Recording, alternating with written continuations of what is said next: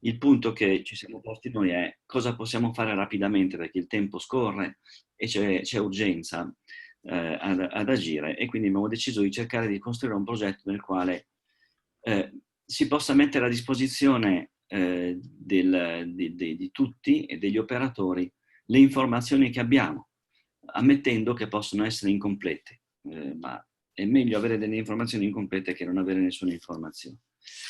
Quindi il nostro progetto ha 4 grandi azioni, per così dire. Poi vi darò qualche dettaglio in più, cercherò di non entrare troppo nel dettaglio per permettere una visione un po' generale del progetto. Ma comunque, voilà, insomma, abbastanza per potervi dare la possibilità di intervenire e poi fare delle domande. La prima cosa è aumentare la quantità e la qualità delle informazioni disponibili sulla diversità, sulle caratteristiche genetiche, fisiologiche e il potenziale di resilienza delle nostre foreste. Il secondo punto è cercare di armonizzare la struttura delle informazioni disponibili tra paesi, tra specie che hanno ognuna un po' il suo programma di gestione, e anche tra parcelle che sono tra risorse in senso lato. Il terzo punto è convertire le informazioni in strumenti predittivi per cercare veramente di prevedere come si comporteranno queste risorse genetiche di fronte a queste nuove sfide, e questo dovrebbe diventare uno strumento di sostegno alle scelte di gestione. E naturalmente questi strumenti devono essere comprensibili e accessibili, quindi ci sarà uno sforzo all'interno del progetto per rendere questi strumenti, per aprire l'accesso a questi strumenti agli operatori che li devono utilizzare, senza che sia necessario passare attraverso l'intermediazione dei ricercatori per utilizzarli. Non che non vogliamo farlo, ma sembra più logico che ognuno sia capace di utilizzarli al momento in cui ne ha bisogno. Allora, questo progetto ha essenzialmente 3 parti, 3 gruppi di attività. Qui vedete allora nella zona con il tratteggio nero, diciamo, è la parte che produrrà i risultati e i dati scientifici. Poi li vedremo un po' più in dettaglio subito dopo. Tutti questi dati e queste informazioni scientifiche verranno poi trasferite in una seconda fase del progetto, che è la zona celeste, che è quella che si occuperà di riunire queste informazioni, renderle accessibili in un database che esiste già, ma sarà migliorato. E il terzo punto che vedete sulla destra dell'immagine, il riquadro rosso, è la parte del dialogo con gli operatori e con i gestori forestali. Allora, queste cose io le rappresento in quest'ordine, ma non è un ordine temporale, è un ordine logico, nel senso che in realtà il dialogo, come vedremo più tardi, fra qualche diapositiva, deve avvenire a monte e a valle, e le situazioni, i momenti come questo di oggi per noi sono indispensabili, perché noi abbiamo naturalmente delle idee molto originali in quanto ricercatori su che cosa fare, ma senza di voi questa cosa rischia di essere molto poco efficace, e abbiamo bisogno veramente del vostro parere a monte per poter far incontrare le cose che possiamo fare con quelle che sono necessarie. Quindi, allora, entriamo leggermente più in dettaglio sulle basi del progetto. Allora, il progetto si occuperà di caratterizzare la rete di riserve di risorse genetiche. In inglese si chiamano Genetic Conservation Units, nei documenti le vedete chiamate così se guardate la letteratura internazionale, e questo è gestito da U4Gen, il cui segretario è Michele Bozzano, che parlerà subito dopo di me, ed è una risorsa importante, è veramente la nostra collezione di risorse genetiche forestali in Europa, nella mappa vedete tutti i vari punti che rappresentano le riserve di risorse genetiche. Tutto questo comprende più di 3.000 punti, 3.000 riserve, e copre essenzialmente tutte le specie forestali europee. La nostra idea è che dobbiamo cercare nella misura del possibile di caratterizzare tutta questa collezione di risorse genetiche, e naturalmente potete immaginare che non è proprio facilissimo. Quindi abbiamo adottato una strategia a strati. Allora, nell'immagine vedete questa specie di piramide colorata che rappresenta diciamo, la superficie di ogni livello è l'estensione nel numero di risorse che caratterizzeremo, e l'altezza, grosso modo, rappresenta l'intensità di dati che metteremo per ogni punto che sarà caratterizzato. La base di questa piramide verrà costituito da dati di remote sensing, quindi dati satellitari sulle caratteristiche che permettono di avere accesso alle caratteristiche ambientali, ecologiche e, cosa molto importante, funzionali, cioè sullo stato di funzionamento delle foreste, e tutto questo sull'insieme della rete di conservazione. Il secondo livello, che è un po' più stretto, perché non si può fare tutto e a volte le cose sono molto costose e difficili da fare, è che su un sottoinsieme di specie e di siti faremo una caratterizzazione genomica, quindi con degli approcci high throughput di sequenziamento e di caratterizzazione genetica, per avere accesso alle informazioni sulla diversità dei geni. Il terzo livello, quello in alto, quello del blocco verde, ancora un po' più piccolo, riguarda la caratterizzazione di un altro sottoinsieme dal punto di vista delle caratteristiche funzionali, quindi il funzionamento della gestione dei flussi d'acqua, di carbonio all'interno degli alberi individuali, e poi per estensione sull'insieme della risorsa. Queste sono cose molto avanzate, queste della parte verde, la parte fisiologia, e abbiamo necessariamente bisogno di farle su un numero un po' più ristretto di siti, però l'idea è che mettendo insieme i diversi livelli si dovrebbe riuscire a estrapolare delle informazioni sull'insieme del network, e questa è veramente la parte innovativa del progetto. Il consorzio del progetto contiene diverse cose, dei partner accademici un po' classici come il nostro istituto, come delle università, degli organismi di gestione come Veneto Agricoltura, come l'ONF qui in Francia. Una cosa che erano scritto, una cosa molto importante ma che manca qui perché c'è stato un piccolo lapsus nella diapositiva, ci sono degli organismi di politiche di supporto a politiche pubbliche come EFI, cosa molto importante. C'è un partner industriale che è un partner industriale non in foresteria ma in informatica, che permetterà di stabilire tutto questo sistema di interfaccia con gli utilizzatori. Allora, qualche breve dettaglio sul progetto. In questa immagine ci sono come dire, delle specie di slogan associati a ogni attività. WP sta per Work Package, in inglese, dunque una porzione del lavoro, così che sono organizzati i progetti europei in generale. E ho dato dei piccoli slogan ai diversi aspetti, che adesso descriverò un po' più in dettaglio. Quindi il primo è la parte che dicevo che riguarda i rilevamenti satellitari, quindi ho chiamato satelliti e modelli, perché i dati verranno utilizzati per alimentare dei modelli predittivi e dei modelli basati sui processi fisiologici nelle popolazioni e nelle foreste.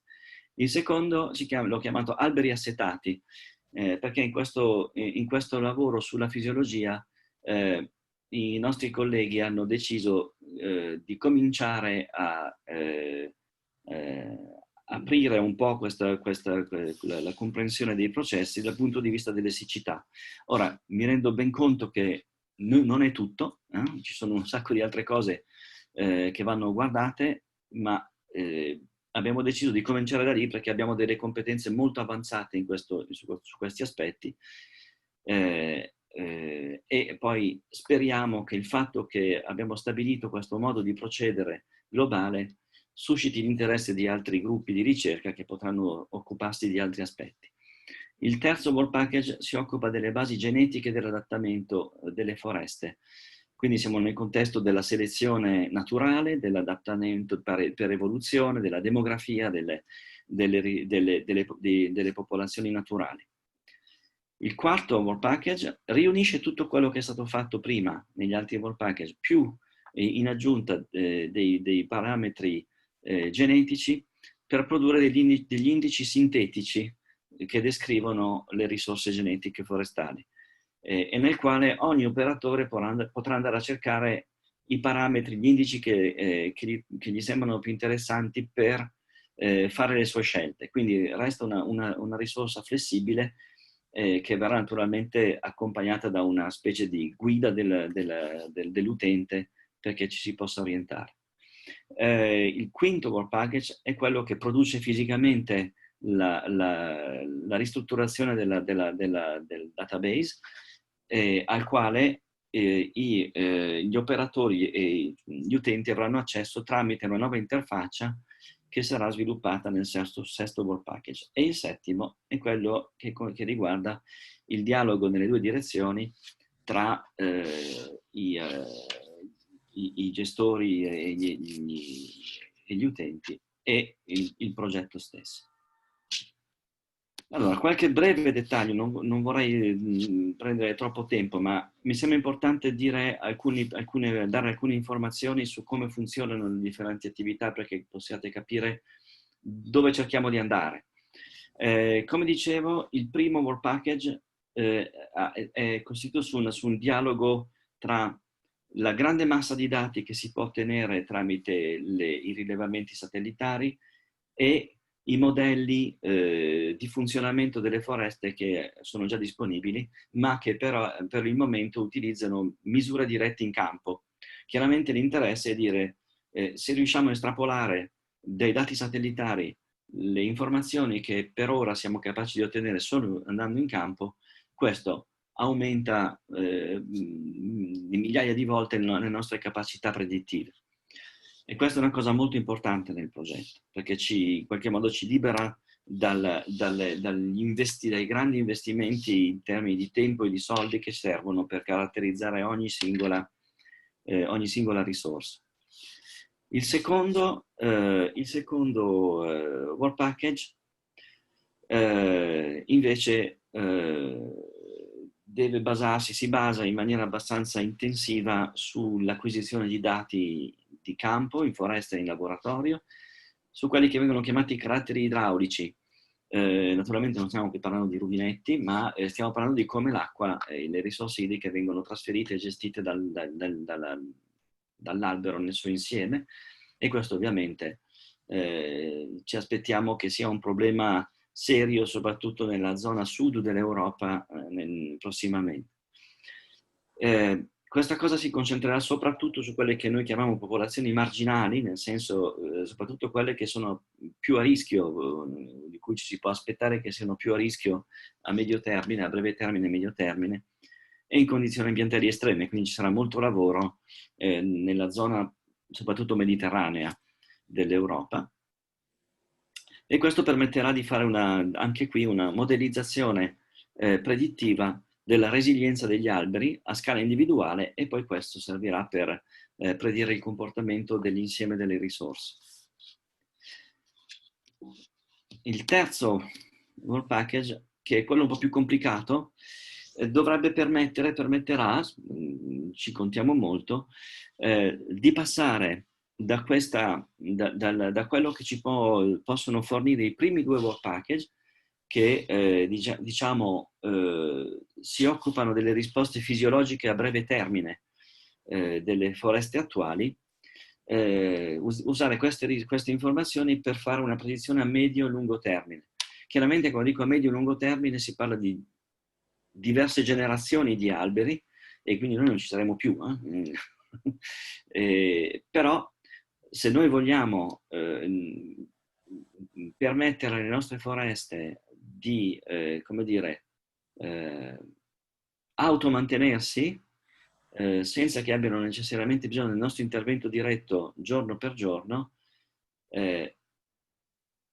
noi pensiamo che sia indispensabile comprendere, capire come fanno per adattarsi sul medio termine e eventualmente facilitare questo adattamento.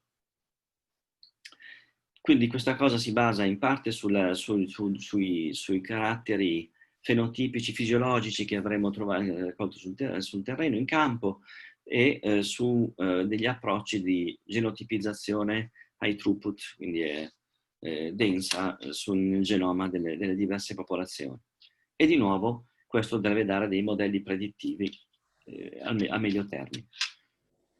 Come dicevo, il quarto work package riunisce tutte queste cose e deve produrre idealmente delle specie di radar plot nel quale, che permetteranno di descrivere in maniera sintetica le caratteristiche di ognuna di queste riserve di risorse genetiche, in modo che si possa capire come sono distribuite queste caratteristiche nel loro insieme sulla scala dell'insieme della rete di conservazione, ma anche naturalmente permettere agli operatori di andare a scegliere delle risorse genetiche che trovano utili per delle operazioni di rimboschimento, di trasferimento di materiale e così via.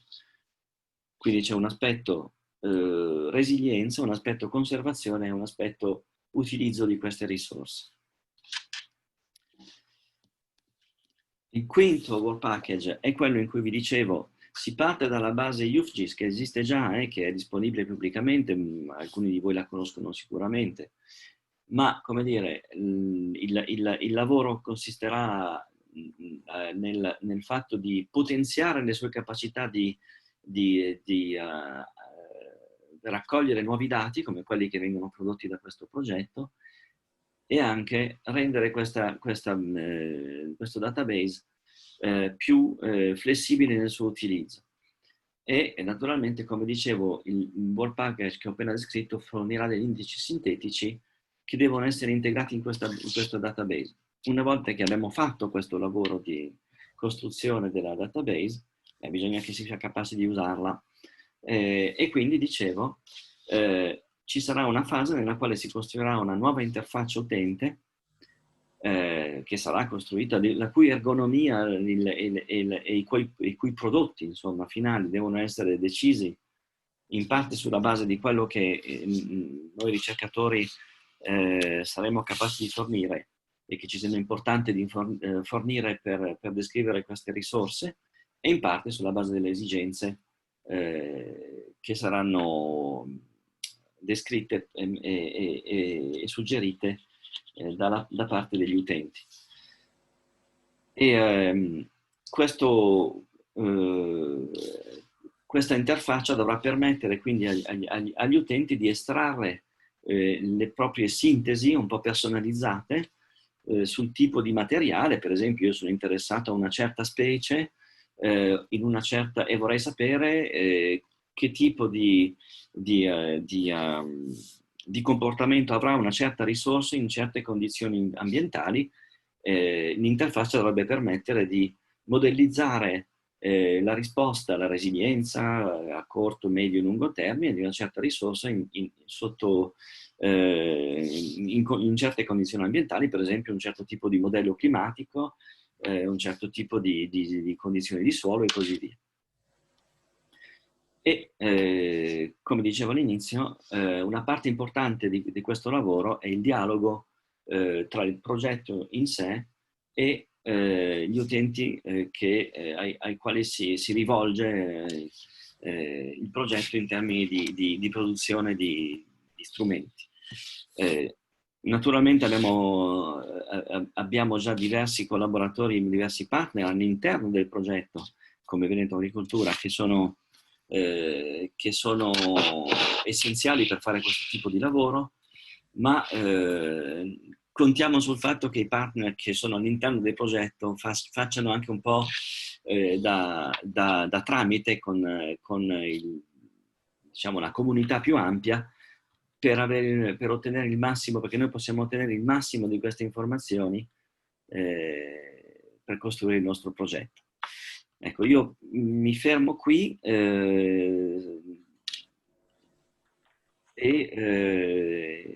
poi appunto se volete avere più dettagli sulle varie operazioni sono naturalmente a disposizione per rispondere a tutte le domande e naturalmente vi ringrazio per la vostra attenzione. Grazie Ivan. Allarghiamo ancora di più l'orizzonte da un punto di osservazione molto importante come quello di Michele, a cui appunto ora passo microfono e video. Grazie, buongiorno a tutti e soprattutto grazie di avermi dato questa possibilità di intervenire. Spero riusciate a sentirmi bene, sto usando 2 canali separati in modo tale da assicurarmi che la condivisione dello schermo che inizierò tra poco non vada a influire sulla qualità audio. Prima di iniziare ci tengo a fare un paio di precisazioni. Il progetto che ha appena presentato Ivan Scotti è particolarmente innovativo sotto diversi aspetti. Soprattutto la prima cosa importante è che va a caratterizzare tutto il materiale genetico che noi stiamo conservando in Europa con la finalità di renderlo disponibile agli utilizzatori finali. La conservazione non è fine a se stessa, la conservazione che noi facciamo è incentrata a far sì che questo materiale prima o poi venga reso disponibile a tutti i soggetti che ne possono avere necessità. Quindi una caratterizzazione ci permette di poterlo utilizzare e una caratterizzazione uniforme ci permette di poter confrontare diverse origini a livello nazionale ma anche a livello internazionale usando gli stessi parametri.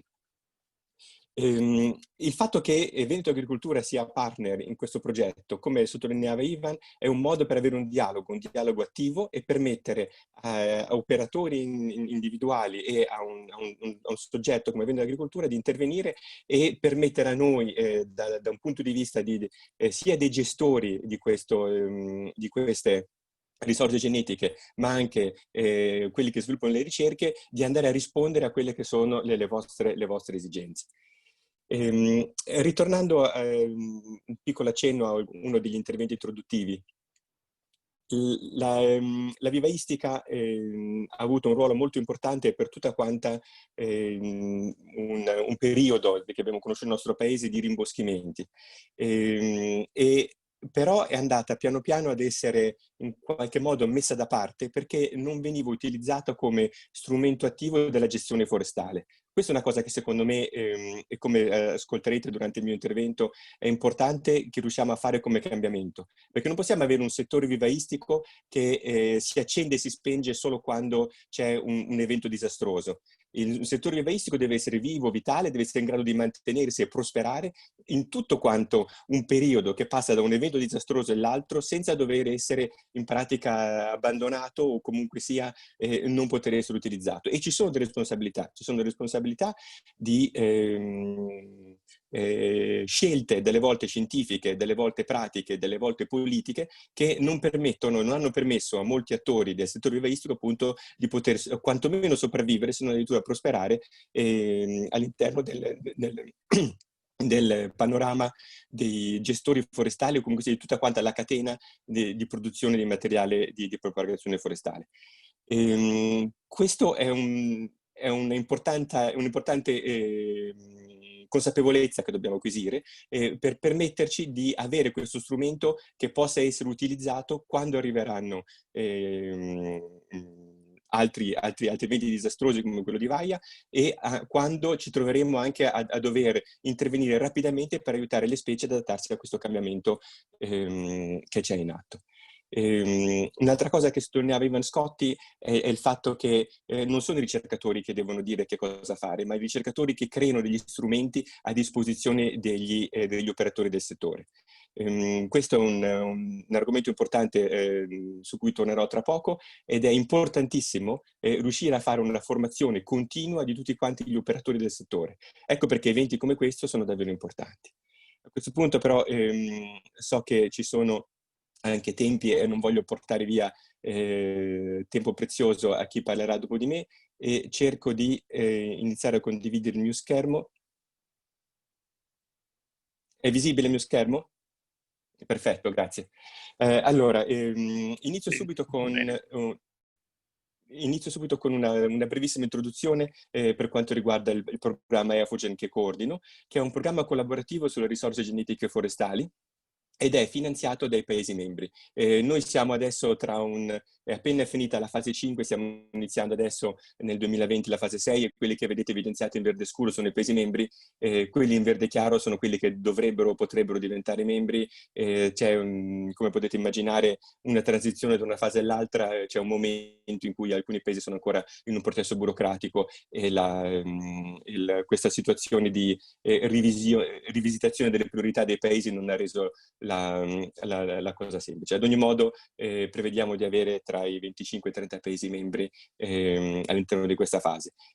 Questo tengo a sottolinearlo perché tutta una serie di iniziative e di prodotti che noi generiamo sono il risultato di un grandissimo processo non solo di mediazione tra diversi punti di vista, ma anche un contributo scientifico di tantissimi ricercatori, tantissimi forestali o gestori, ma anche attori del mondo politico. EAFOGEN attraverso gli anni ha prodotto svariate cose, siamo stati precursori della standardizzazione delle cartine di distribuzione delle specie forestali, ma abbiamo prodotto anche, oltre al database che ha presentato Ivan poco fa, tutta una serie di pubblicazioni e di strategie per la conservazione e l'uso sostenibile delle risorse genetiche forestali. Quello di cui parlerò oggi fondamentalmente sono delle pubblicazioni, 3 che vedete sulla destra un po' più vecchie, quella invece più grande sulla sinistra, che è una che stiamo per rilasciare in questi giorni, che raccoglie le considerazioni genetiche sulla produzione e l'uso di materiali di propagazione forestale. In questa pubblicazione troverete tutti quanti i riferimenti scientifici e gli esempi pratici che vengono da un po' tutta quanta Europa per presentare quelli che sono le nostre raccomandazioni. In seguito io ho cercato di raccogliere alcune delle raccomandazioni che secondo me possono essere più da spunto. Prima di continuare ci tengo a sottolineare il perché secondo me il coordinamento e il dialogo sono cruciali parlando di risorse genetiche vivaistiche. Noi ci troviamo di fronte a una continua evoluzione di conoscenze e di strumenti. Come Ivan ha sottolineato poco fa, ci sono 2 campi in grandissima e rapida evoluzione, come il telerilevamento e la genomica, che ci mettono a disposizione conoscenze nuove, che ci permettono di fare delle previsioni su quelle che possono essere sia l'adattamento di determinate provenienze o la capacità di sopravvivere o adattarsi di popolamenti o di specie in generale, che continuiamo a scoprire e possiamo comunque continuare a migliorare la nostra capacità di caratterizzare tutti quanti una serie di provenienze. Per cui nel momento in cui noi riusciamo ad avere queste conoscenze, dobbiamo rendere disponibili, deve essere velocissimo il tempo che passa da quando vengono generate a quando sono disponibili. D'altra parte anche il poter indicare quali sono le esigenze del mondo vivaistico e degli assestatori, dei forestali pratici, è molto importante che questa comunicazione funzioni in 2 direzioni, in modo tale che gli strumenti vengono creati per quello che serve. È importantissimo che esista un quadro normativo in grado di adattarsi, e su questo tornerò tra poco, un quadro normativo che permetta agli operatori di scegliere le provenienze e che permetta anche di utilizzare determinate provenienze, utilizzare determinati diversi metodi di rinnovazione. In molte regioni italiane, ma anche in molti paesi europei, ci sono delle fortissime limitazioni che non permettono ai forestali di poter agire nel modo che permetterebbe un adattamento più rapido delle nostre foreste al cambiamento climatico. Un altro punto per cui è molto importante avere un coordinamento dialogo è che le decisioni devono essere prese su scale locali, ma la visione non può essere locale. è l'operatore locale quello che sceglie se fare rinnovazione naturale o artificiale, quello che sceglie eventualmente se c'è una rinnovazione artificiale dove andare a prendere il materiale di propagazione. Però la visione di come si muovono le specie, di quali sono i cambiamenti, di quali sono le esigenze nel lungo periodo, sono cose che possono essere viste solo quando si ha la prospettiva quantomeno subregionale, se non addirittura continentale. Per questo volevo fare due esempi.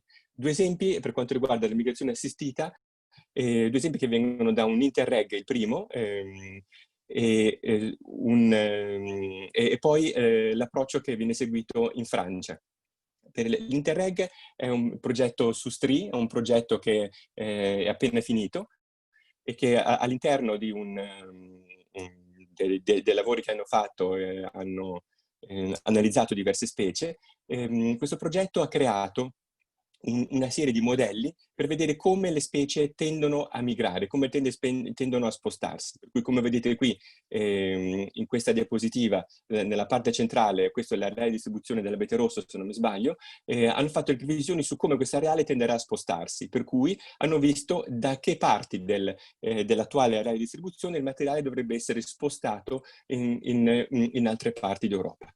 Dopodiché hanno creato un'app che permette a un qualsiasi operatore forestale, dando le coordinate di dove si vuole intervenire, permette di avere un paniere di specie possibili che possono essere, specie e provenienze che possono essere utilizzate sito per sito.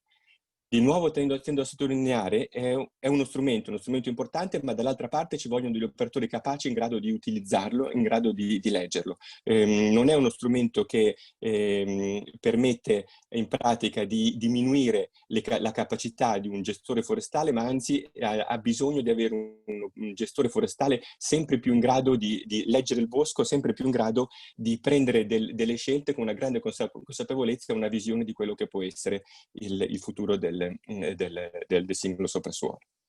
L'altro esempio che faccio è per quanto riguarda il sistema che hanno in Francia per le regioni di provenienza. In questo caso vedete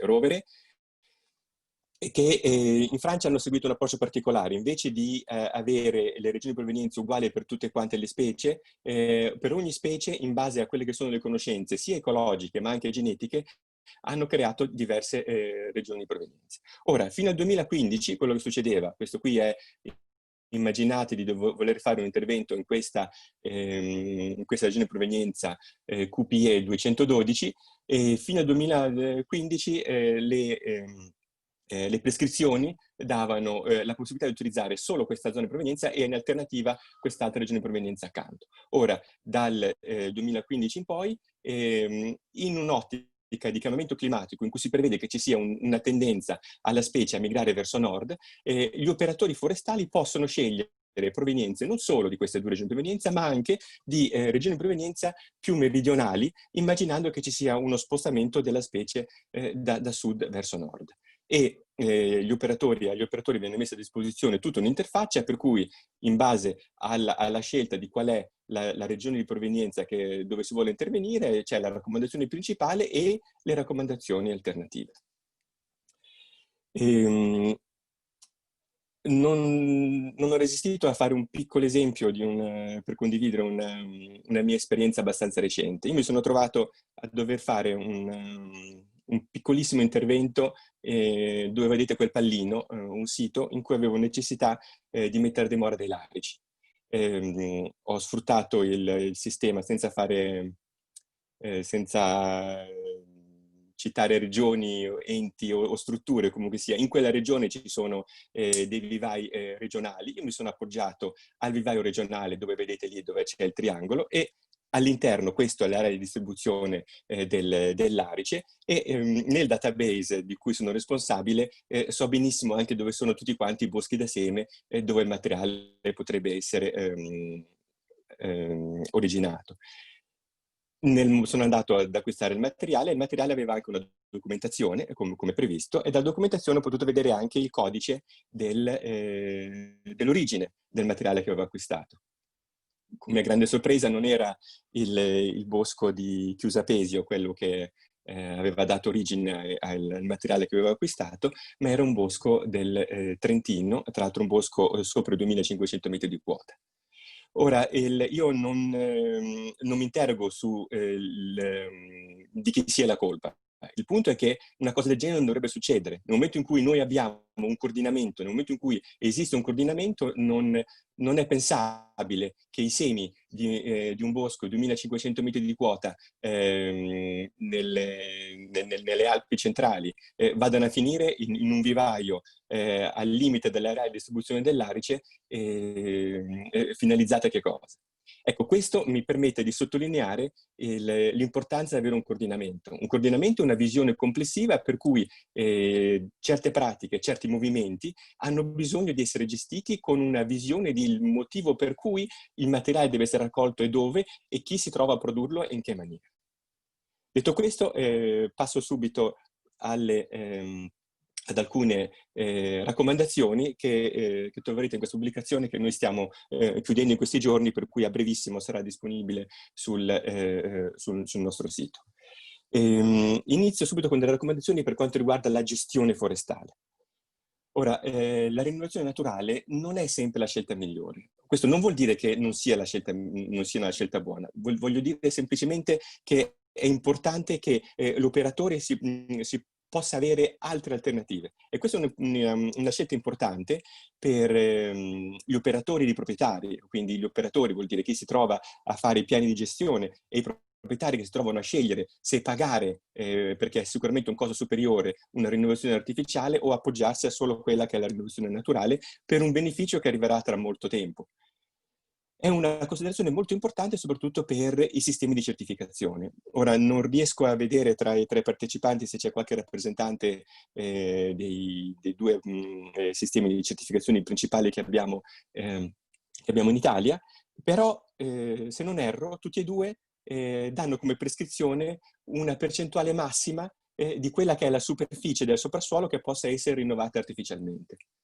Queste prescrizioni, visto che c'è un mercato, c'è una fortissima spinta verso questa certificazione, questo fa sì che la maggior parte dei proprietari, la maggior parte degli assestatori si trovi a propendere unicamente per la rinnovazione naturale, perché altrimenti andrebbero a perdere una certificazione. Questo è una sorta di suicidio, perché si va a rallentare tantissimo la possibilità di adattare soprassuoli che potrebbero essere in condizioni difficili, oppure il non riuscire ad avere una composizione specifica che potrebbe adattarsi meglio alle esigenze di un bosco, al di fuori di quelli che possono essere eventi disastrosi, ma in generale appunto è nella pratica, nella normale pratica forestale, che è uno strumento che deve essere possibile utilizzare. È importante poter promuovere una scelta appropriata del materiale di propagazione forestale. Questo materiale deve essere geneticamente adatto al sito, ed è questo che un progetto come Fruginus diventerà importantissimo. Nel momento in cui riusciamo a caratterizzare tutte le fonti da cui possono essere raccolto materiale di propagazione, noi possiamo fare una correlazione tra quello che è il clima di provenienza e quello che è il clima che noi abbiamo in questo momento nel sito dove vogliamo utilizzarlo, oppure quelle che sono le previsioni di come sarà il clima nei prossimi 20 o 50 anni. Certo, c'è un grande fattore di incertezza, ed è appunto per questo fattore di incertezza che è importante che il materiale che utilizziamo sia sufficientemente diverso da avere una capacità adattativa. Non vuol dire, mi raccomando, che dobbiamo massimizzare la diversità. Dobbiamo far sì però che nelle pratiche che vengono utilizzate per raccogliere il materiale ci sia un numero sufficiente di alberi da cui viene raccolto, e come dirò tra poco anche eventualmente la possibilità di avere diverse annate della stessa provenienza. Questo ci permette, mentre fino a poco tempo fa cercavamo di avere o quantomeno alcune delle indicazioni per gli operatori del settore era cercare di avere un bosco con un soprassuolo molto uniforme per semplificare tutta una serie di pratiche silvicolturali, ma anche per avere una produzione che fosse da una parte uniforme ma dall'altra che potesse essere massimizzata. Noi ci troviamo in un periodo di grandissima incertezza. È come in qualche modo un broker finanziario che si trova a dover dare indicazioni su quello che potrebbe essere su quali sono le possibili azioni che possono essere acquistate. Si possono prendere azioni che possono dare un grandissimo utile, ma hanno un altissimo tasso di rischio. Oppure cercare di diversificare il portfolio di quelle che sono i nostri investimenti, in modo da essere sicuri di avere un utile a fine turno. In pratica è più o meno la stessa cosa. In questo momento, grandissimi cambiamenti climatici, grandissimi rischi di eventi estremi, è molto più importante avere un soprassuolo che è in grado di adattarsi, un soprassuolo che è in grado di assecondare un cambiamento climatico, piuttosto che cercare di puntare su un qualche cosa perché non sappiamo quale sarà il clima che ci troveremo ad avere quando gli alberi arriveranno a fine turno. Local is not always the best. Noi ci troviamo molto spesso a confrontarci con prese di posizioni che vengono non solo da organizzazioni non governative, come potrebbero essere organizzazioni ambientaliste, eccetera, ma anche dalla quella che era la scuola forestale che abbiamo avuto, su cui siamo passati quasi tutti, immagino che ci saranno molti forestali in linea, in cui veniva data come indicazione principale utilizza le popolazioni autoctone, perché sono il risultato di un complesso processo di selezione. Questo è verissimo che si sono selezionate, che sono adattate in quel sito, ma non è detto che siano sempre le migliori popolazioni che possono dare i migliori risultati rispetto ad altre provenienze. Da un punto di vista selvicolturale e di resa tecnologica, di resa degli assortimenti che se ne possono trarre, ma anche da un punto di vista ecologico. È un momento in cui abbiamo dei cambiamenti climatici in atto che in pratica spingono le specie a spostarsi molto rapidamente e da sole le specie non ce la fanno perché si trovano all'interno di un contesto incredibilmente frammentato per tutte quante le infrastrutture che noi abbiamo tra un bosco e l'altro, ma anche per la grandissima velocità in cui sta avvenendo questo cambiamento climatico. Per cui il trasferimento di questo materiale di propagazione forestale è uno strumento molto importante per accelerare l'adattamento al cambiamento climatico. E questo è uno strumento che deve essere a disposizione sia come consapevolezza del gestore forestale che come legalmente possibile o legalmente o normativamente possibile all'interno delle scelte che l'operatore può fare. Per cui una delle raccomandazioni che di nuovo sottolineo è importante che gli operatori valutino l'impiego di diverse provenienze delle specie esistenti prima di valutare il cambiamento della composizione specifica. Succede che nel momento in cui un operatore si trova a osservare che una specie non dà all'interno di un contesto, all'interno di un popolamento, una specie sta andando in deperienza, molto spesso si tende a sostituire quella specie con un'altra specie. La cosa è perfettamente fattibile, però la nuova specie si va a inserire in un contesto di simbionti, un contesto di una nicchia ecologica che non è la sua e che può andare a creare tutta una serie di diverse conseguenze. Prima di arrivare a quello è importante provare a valutare l'utilizzo di altre provenienze della stessa specie che andrebbe a occupare esattamente la stessa nicchia ecologica e mantenendo la stessa tipologia di soprassuolo. Non è sempre la soluzione migliore, ma è una soluzione, uno strumento che è molto importante poter avere. Adesso faccio alcune altre considerazioni, sono le ultime 4 diapositive che ho per quanto riguarda le raccomandazioni per la produzione del materiale di propagazione forestale. Prima cosa per quanto riguarda la gestione dei boschi da seme. I boschi da seme fino a pochi anni fa venivano gestiti cercando di diminuire la diversità per cercare di avere, fondamentalmente cercare di avere del materiale che da un punto di vista tecnologico fosse molto uniforme, sperando di avere popolamenti che arrivassero, sperando di poter avere un miglioramento genetico tecnologico. Adesso invece la tendenza è quella di cercare di mantenere alti livelli di diversità, questo di nuovo per permettere di favorire la capacità di adattamento. È importante poter favorire la raccolta durante le annate di pasciona e rendere disponibili le informazioni standardizzate sull'origine del materiale di propagazione forestale. Importante anche poter mantenere la traccia del materiale di propagazione utilizzato.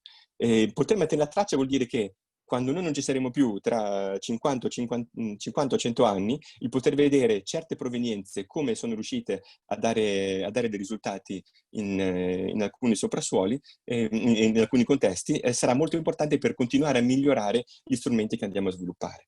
E come dicevo, questo rendere disponibile le informazioni standardizzate al materiale di propagazione forestale è proprio quello che si sta preparando a fare il progetto For Genius.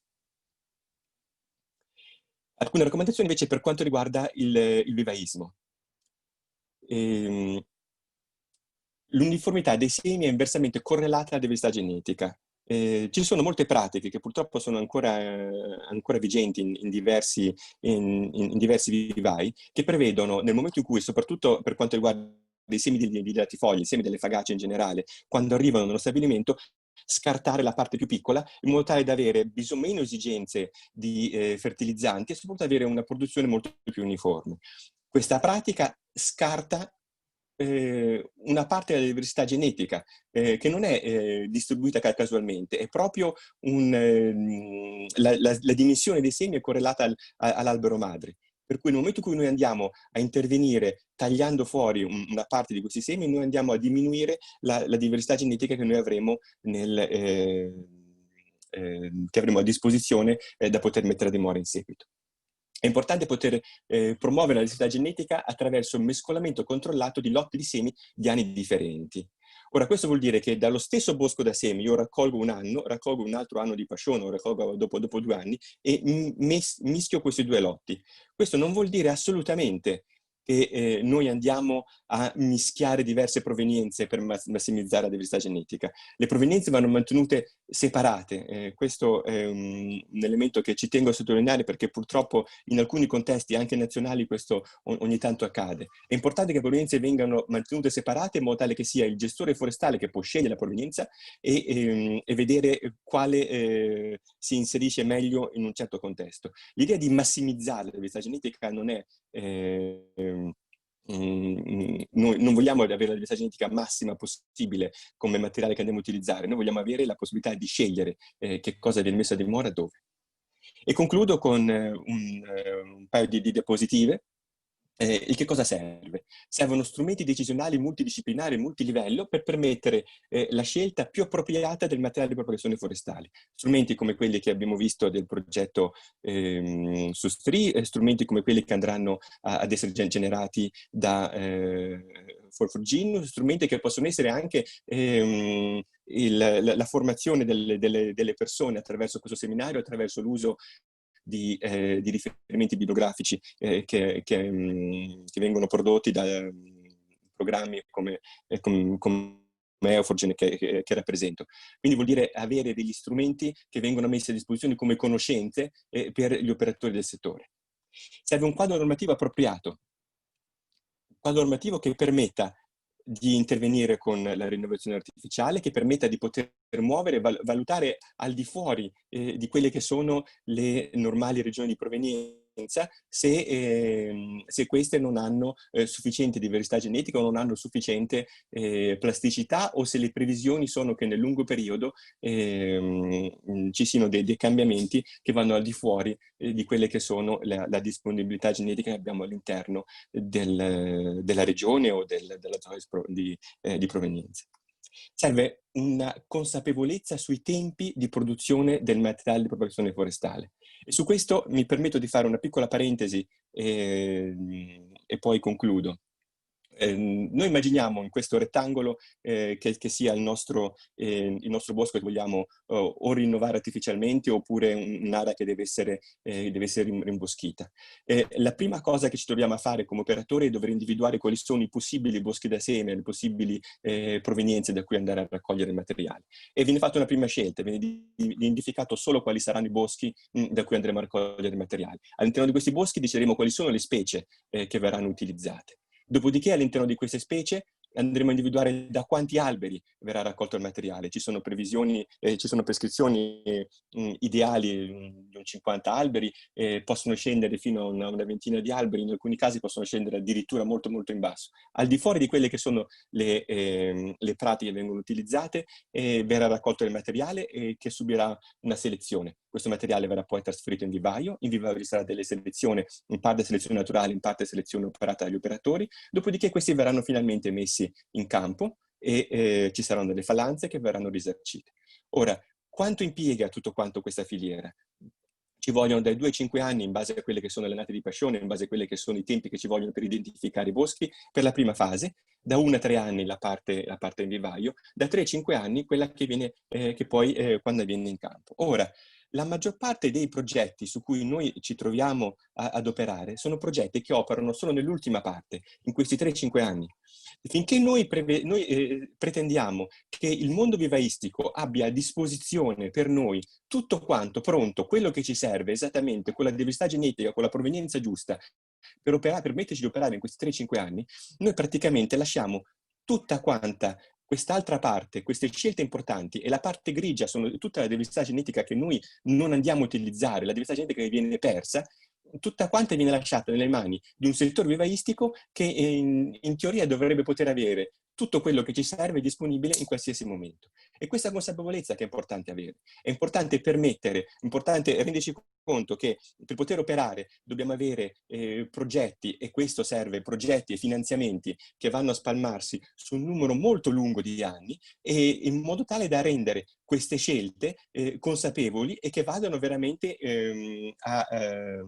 ad aiutare quelle che sono le finalità che noi abbiamo di rendere un popolamento sufficientemente diverso ed avere le provenienze che ci servono. Con questo dico, è importantissimo che un quadro normativo, un quadro di finanziamenti, un quadro di azioni non pretenda di avere il materiale genetico che ci serve semplicemente operando su un lasso di tempo molto basso, che possono essere appunto questi 3-5 anni. E concludo con l'ultima diapositiva. Che cosa ci serve? Quindi ci serve un settore vivaistico vivo e vitale, e come ho detto all'inizio del mio intervento, non si può pretendere che il settore vivaistico sia disponibile solo quando ci sono degli eventi disastrosi. Un settore vivaistico deve poter operare nella normale gestione forestale, e un settore vivaistico è importantissimo per permettere al settore forestale, per poter permettere alle nostre foreste di adattarsi al cambiamento climatico. Per cui dobbiamo ricostruire il modo in cui pensiamo la rinnovazione dei nostri boschi, in modo tale che la rinnovazione artificiale e la migrazione assistita fanno parte delle normali pratiche che noi abbiamo. Ci serve una filiera di produzione e distribuzione di materia di produzione forestale che sia coordinata, e che coordinata in termini di responsabilità e in termini di scala. E ci servono soprattutto oggi più che mai operatori capaci, aggiornati e collegati alla ricerca. Che ci siano strumenti disponibili che noi andiamo a generare, o che ci siano facilità di accesso alle informazioni, rende semplicemente questi operatori in grado di operare meglio. Però questo non deve togliere il fatto che gli operatori devono essere sempre di più in grado di leggere il soprassuolo, deve essere sempre più in grado di essere aggiornati. Con questo vi ringrazio e spero di avere modo di interagire con le persone online o le persone in sala per uno scambio di opinioni, e comunque sono a disposizione anche dopo l'evento per poter interagire direttamente. Vi ringrazio. Grazie a Michele Bozzano. Una piccola aggiunta al programma. Visto che sono le 10:51 circa, Michele tra l'altro ha concluso il suo intervento parlando di lunghi anni di lavoro e di necessità di sviluppo di queste tematiche. Io direi concediamoci invece noi qualche minuto di pausa, specialmente per chi è collegato online e che so che è abbastanza impegnativo seguire, per chi segue con attenzione questi eventi in collegamento davanti allo schermo, e quindi ci diamo quei 10 minuti. Avevamo previsto l'inizio della seconda parte alle 11, Quindi ci rivediamo alle 11 tutti qui. Possiamo riprendere quindi a tutti gli effetti, e la seconda parte, come si diceva all'inizio, cerca di portare alcune esperienze anche da due ambiti territoriali abbastanza diversi, quello alpino e poi quello più di pianura.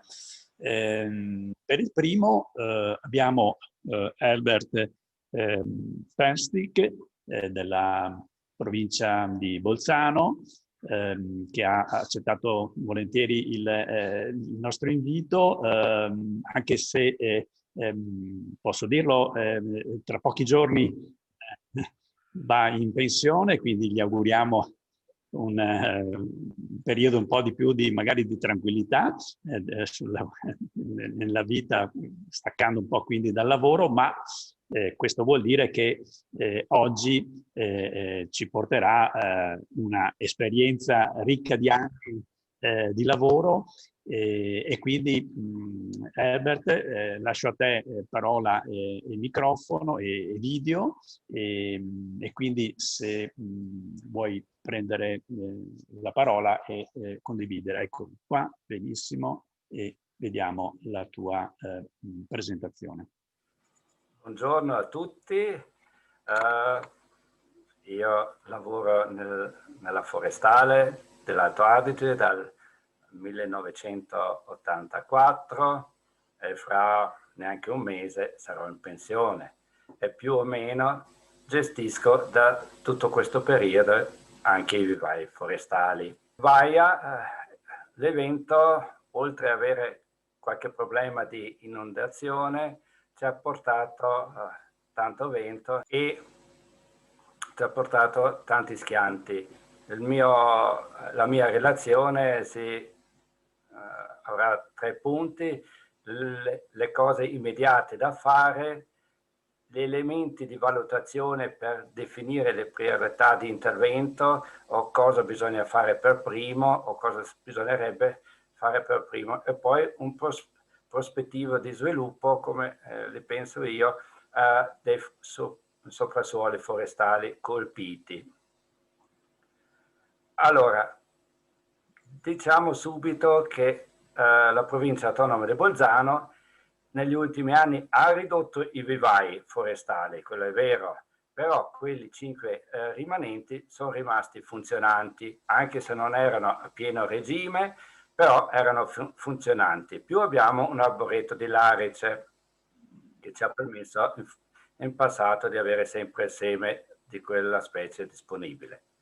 Tanto per avere un'idea, produciamo 350.000 piantine annue, compreso un po' di tutto, piantine per le scuole, per l'ambellimento dei centri urbani, per costruire i siepi nell'ambiente agricolo, per cui è questa la nostra produzione, per avere un'idea, insomma. Subito dopo l'evento, non sapendo neanche più di tanto quanto effettivamente erano le dimensioni, abbiamo organizzato la raccolta di seme, perché se serviva un domani, servivano piantine, prima cosa è trovare sementi, e da una parte anche facile, non bisogna salire gli alberi. Era un anno di pasciona sia per l'abete rosso il 18 che per il larice, per cui abbiamo preso contatti con le stazioni forestali e con i miei vivaisti, e abbiamo raccolto da 12 luoghi di schianti diverse strobili, per cui abbiamo un 140 kg di sementi nella nostra celafrigo. Per il larice era un po' più problematico a raccogliere, però con l'arboreto di larice a Prato alla Stelvio abbiamo 250 kg di seme, per cui in quel senso eravamo pronti poi per tutto. In più, quell'anno avevamo raccolto anche abete bianco, perché era anche un anno di Pasciona, quello era già a posto. Il Pinocembro ci ha fatto il regalo l'anno dopo, per cui adesso la situazione nella nostra cella frigo di seme è quella. La collaborazione con le stazioni forestali era un po' diversa, se all'inizio erano un po' volevano fare altro, poi alla fine hanno collaborato e nonostante c'era qualche difficoltà di entrare in questo caos di alberi, siamo riusciti a raccogliere strobili in abbondanza. E qui vedete due immagini, a destra una cella frigo a meno 6-7 gradi e l'altra a più 2-3 gradi. E abbiamo di nuovo a Levante, nuovo a Ponente, che erano un po' i due comuni più colpiti. Di ultimo Prato, Val Venosta, Laces, Val Venosta, Racines vicino a Vipiteno, Brennero, San Lorenzo, Badia, Braies e Casies, Val Pusteria. E l'Arice abbiamo raccolto Vallorina, di Anterivo vicino al Trentino e la piantagione da seme che è cresta di confine di alta quota. Poi la seconda cosa era, una volta raccolto le piantine, i sementi, poi bisognava bisognava capire dove poteva andare il fabbisogno di piantine, perché prima della semina in aprile del 2019 bisognava fare quello che si poteva sapere, per cui tramite gli ispettorati forestali abbiamo fatto rilevare un fabbisogno di piantine per poter già reagire in primavera del 19 alle esigenze dichiarate. Poi sempre con l'incognita, anche perché il 19 poi era un anno dedicato al disboscamento, rimboschimenti quell'anno quasi nessuno ha fatto, ma erano tutti impegnati in altri lavori. Parliamo di larice, cirmolo, abete rosso, abete bianco e latifoglie. E abbiamo chiesto sia il fabbisogno di piante a radice nuda per i rimboschimenti in primavera e piante in fitocella per i rimboschimenti estivi. In autunno non rimboschiamo tradizionalmente, per cui non abbiamo fatto fare la scelta. Questa un po' in sintesi erano le richieste fatte nell'inverno 18-19, per cui distinte per estate abete rosso, e vedete per il 20 poco, larice, cirmolo, latifoglie, un totale. Chiaramente questi anni ancora molto incerti, poi per la primavera del 21 i numeri si sono raddoppiati, son cresciuti, e questa è la richiesta ulteriore al normale. Anche a questa richiesta di abete rosso per la primavera del 21 sicuramente non riusciremo a seguire, perché il ciclo di produzione è di 4 anni, nati 19, 20, 21, nel 22, 23 riusciremo ad averli. Per l'arice le cose sono più facili, perché l'arice in 2 anni è pronto. Cirmolo, i numeri sono limitati, per cui lì non vediamo di avere problemi comunque, e di latifoglie lì dipenderà molto dalla possibilità di raccogliere frutti. Però abbiamo visto che andiamo su un numero incremento di richieste da 150 intorno ai 250.000 alberi almeno per i prossimi anni. E questo più che altro l'idea era dei lavori di rimboschimenti sui boschi di protezione, e anche un po' una stima di come si comporteranno i proprietari privati. Seconda cosa, una volta capito un po' dove dovevamo andare, e qui mi scuso perché tutto è in tedesco, però è lo stesso, ve lo spiego. Per ogni vivaio abbiamo fatto una piccola tabellina Excel molto semplice, inserendo tutti gli assortimenti che produciamo e che potremmo produrre, e vedere, non tutto fatto in metri quadri, ma in metri lineari di Aiola, se con i numeri richiesti potevamo farcela. Qui il grafico che mi dice subito vado sotto 0, e così potevamo, e qui vediamo solo il 2020, in verità c'è il 18, il 19, 20 e 21 inseriti, quello che potevamo produrre, per cui vediamo che, e così anche per tutti gli altri vivai, abbiamo visto che dovremo farcela con le superfici a disposizione, anche perché il vivaio di Monguelfo, il più grande di 4 ettari, era un po', diciamo, non occupato così come dovrebbe essere. Però adesso ci viene bene, le strutture ci sono. Una volta stabilito cosa si poteva fare, si andava avanti per la progettazione o per vedere cosa bisogna fare ancora. Abbiamo anche preso contatti con i vivai forestali austriaci, perché li conosciamo tradizionalmente, se erano disposti a produrre piantine con le nostre seme. Però loro sì, qualcosa potrebbero fare, ma non più di tanto. Poi alla fine con i trentini hanno fatto un accordo e stanno lavorando, si collabora abbastanza bene.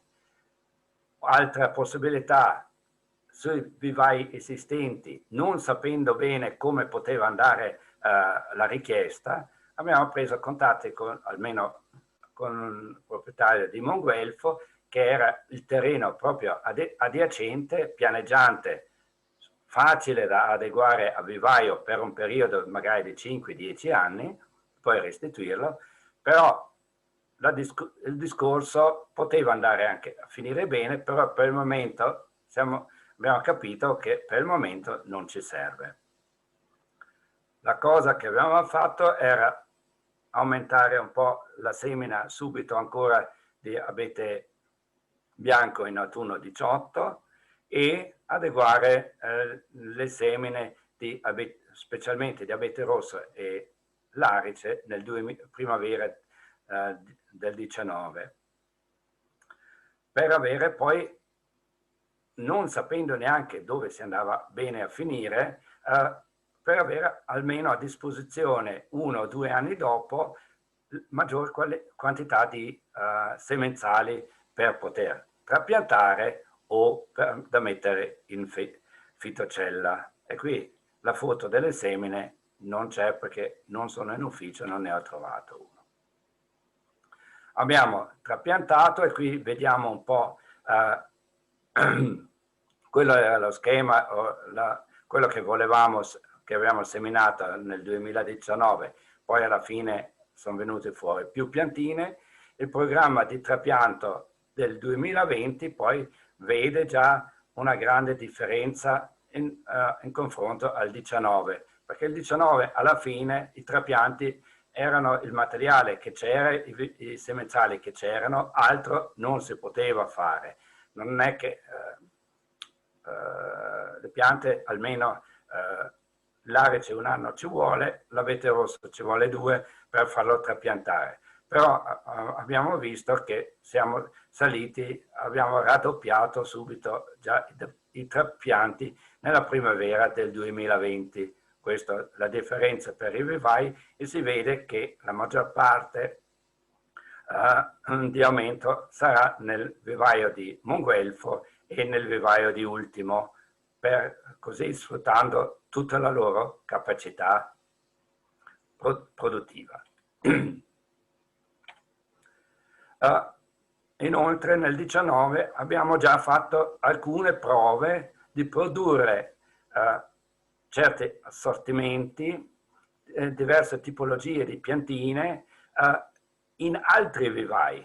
Se eravamo abituati a fare una certa produzione e ad ultimo abbiamo subito provato, questo si poteva fare anche a quote più basse, a Picco Longo, si poteva fare a Prato, si poteva anche fare a Monguelfo, e come andava a finire, soprattutto invasatura, perché con l'invasatura siamo più veloci e riusciamo anche a rispondere con l'abete rosso in 3 anni di avere. E qui sotto vediamo già alcune esperienze, l'Arice 1+1 in fitocella, in questo caso da 300 cc, uguale come questo, ma un altro, qui già un altro contenitore che prima non usavamo, e abbiamo incominciato a dare via le piantine in fitocella che avevano già un po', che sono più di un anno in fitocella, che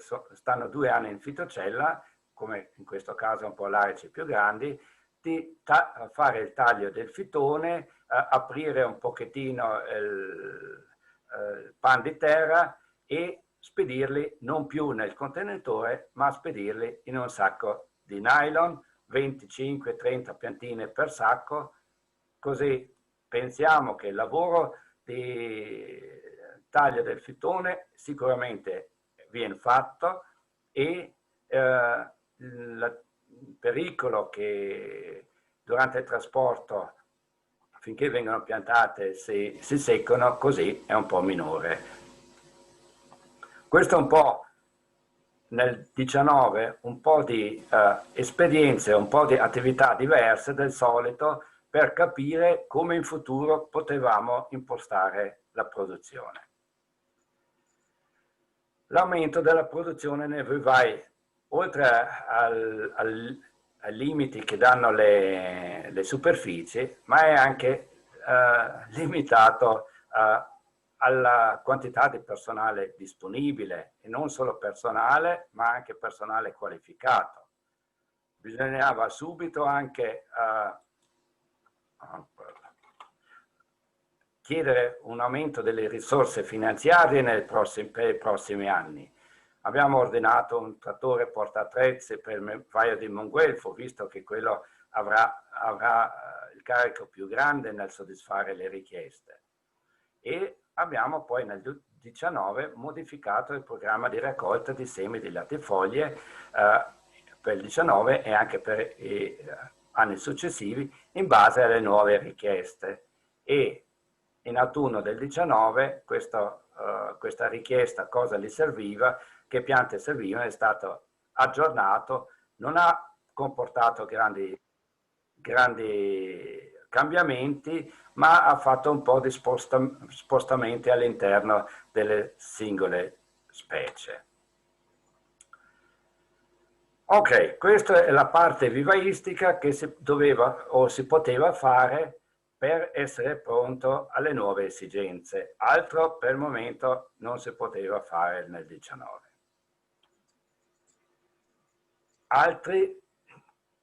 Una seconda cosa sono elementi di valutazione per definire le priorità degli interventi. Tutti parlano di altre specie, cambiare, tutti parlavano che bisognava avere dei boschi più stabili, diversi da prima, perché sennò in 50 anni, 60 anni la stessa cosa di nuovo. E infatti 2 settimane fa, piogge di 3 giorni, avevamo grandi problemi, per fortuna non è arrivato il vento. Noi abbiamo 6.000 ettari colpiti, di cui 1.000 ettari di bosco con funzione protettiva predominante, e il ripristino di quella funzione protettiva è prioritaria, sì, o con opere, paravalanghe, parasassi, o con rinnovazione, o tutte e due. E abbiamo anche superfici uniche di un'estensione fino a 200 ettari rasi al suolo. Questo bisogna un po' tenere sempre in mente quando parliamo di una rinnovazione naturale futura. Vediamo che i nostri boschi colpiti, gran parte si trova tra 1900, 2000 e 1500 e 1400 metri di altezza sul livello del mare, esposizione prevalentemente est, sud, sud-ovest e nord-ovest, per cui non sempre di facile rinnovazione naturale, e questo sempre pensare poi nel dopo. Qui vediamo un po' le superfici, questo visto da Pampeago d'inverno, vediamo le grandi superfici rase al suolo. Qui questo sarà una di queste, ma un altro posto, per cui qui è difficile immaginare una rinnovazione naturale veloce se non è già avvenuta. E qui abbiamo un tipico bosco di protezione con sotto le case o impianti produttivi o impianti sciistici, insomma. Queste sono un po' le tre casi che ci sono. Alberi tutti sradicati, quasi tutti, meglio per vendere il legname, ma un po' più incasinato per fare i lavori. 1,5 milioni di metri cubi di legname a terra, lavori di esposco sono incominciati subito e sono partiti già l'inverno in novembre, dicembre, potevano andare avanti tutto l'anno, 19 per fortuna, infatti entro giugno, non 15, del 19, il 50% del legname è stato già esportato, febbraio di quest'anno già il 70%.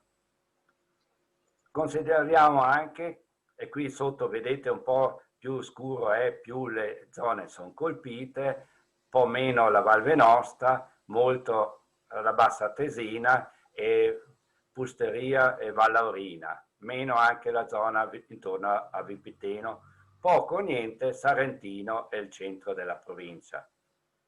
Abbiamo come proprietari un 30% enti pubblici e il 70% proprietari privati, che è anche una bella fetta. Gran parte dei boschi erano, considerando qui la zona climatica e considerando la ripidità, per cui il 40% era pianeggiante e solo molto inclinato, ripido, un altro 35% e solo molto ripido, un 5%, per cui gran parte erano boschi molto produttivi, di ottimo legname, tires,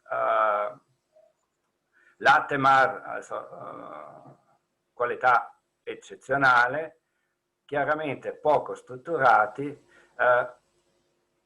tanto abete rosso.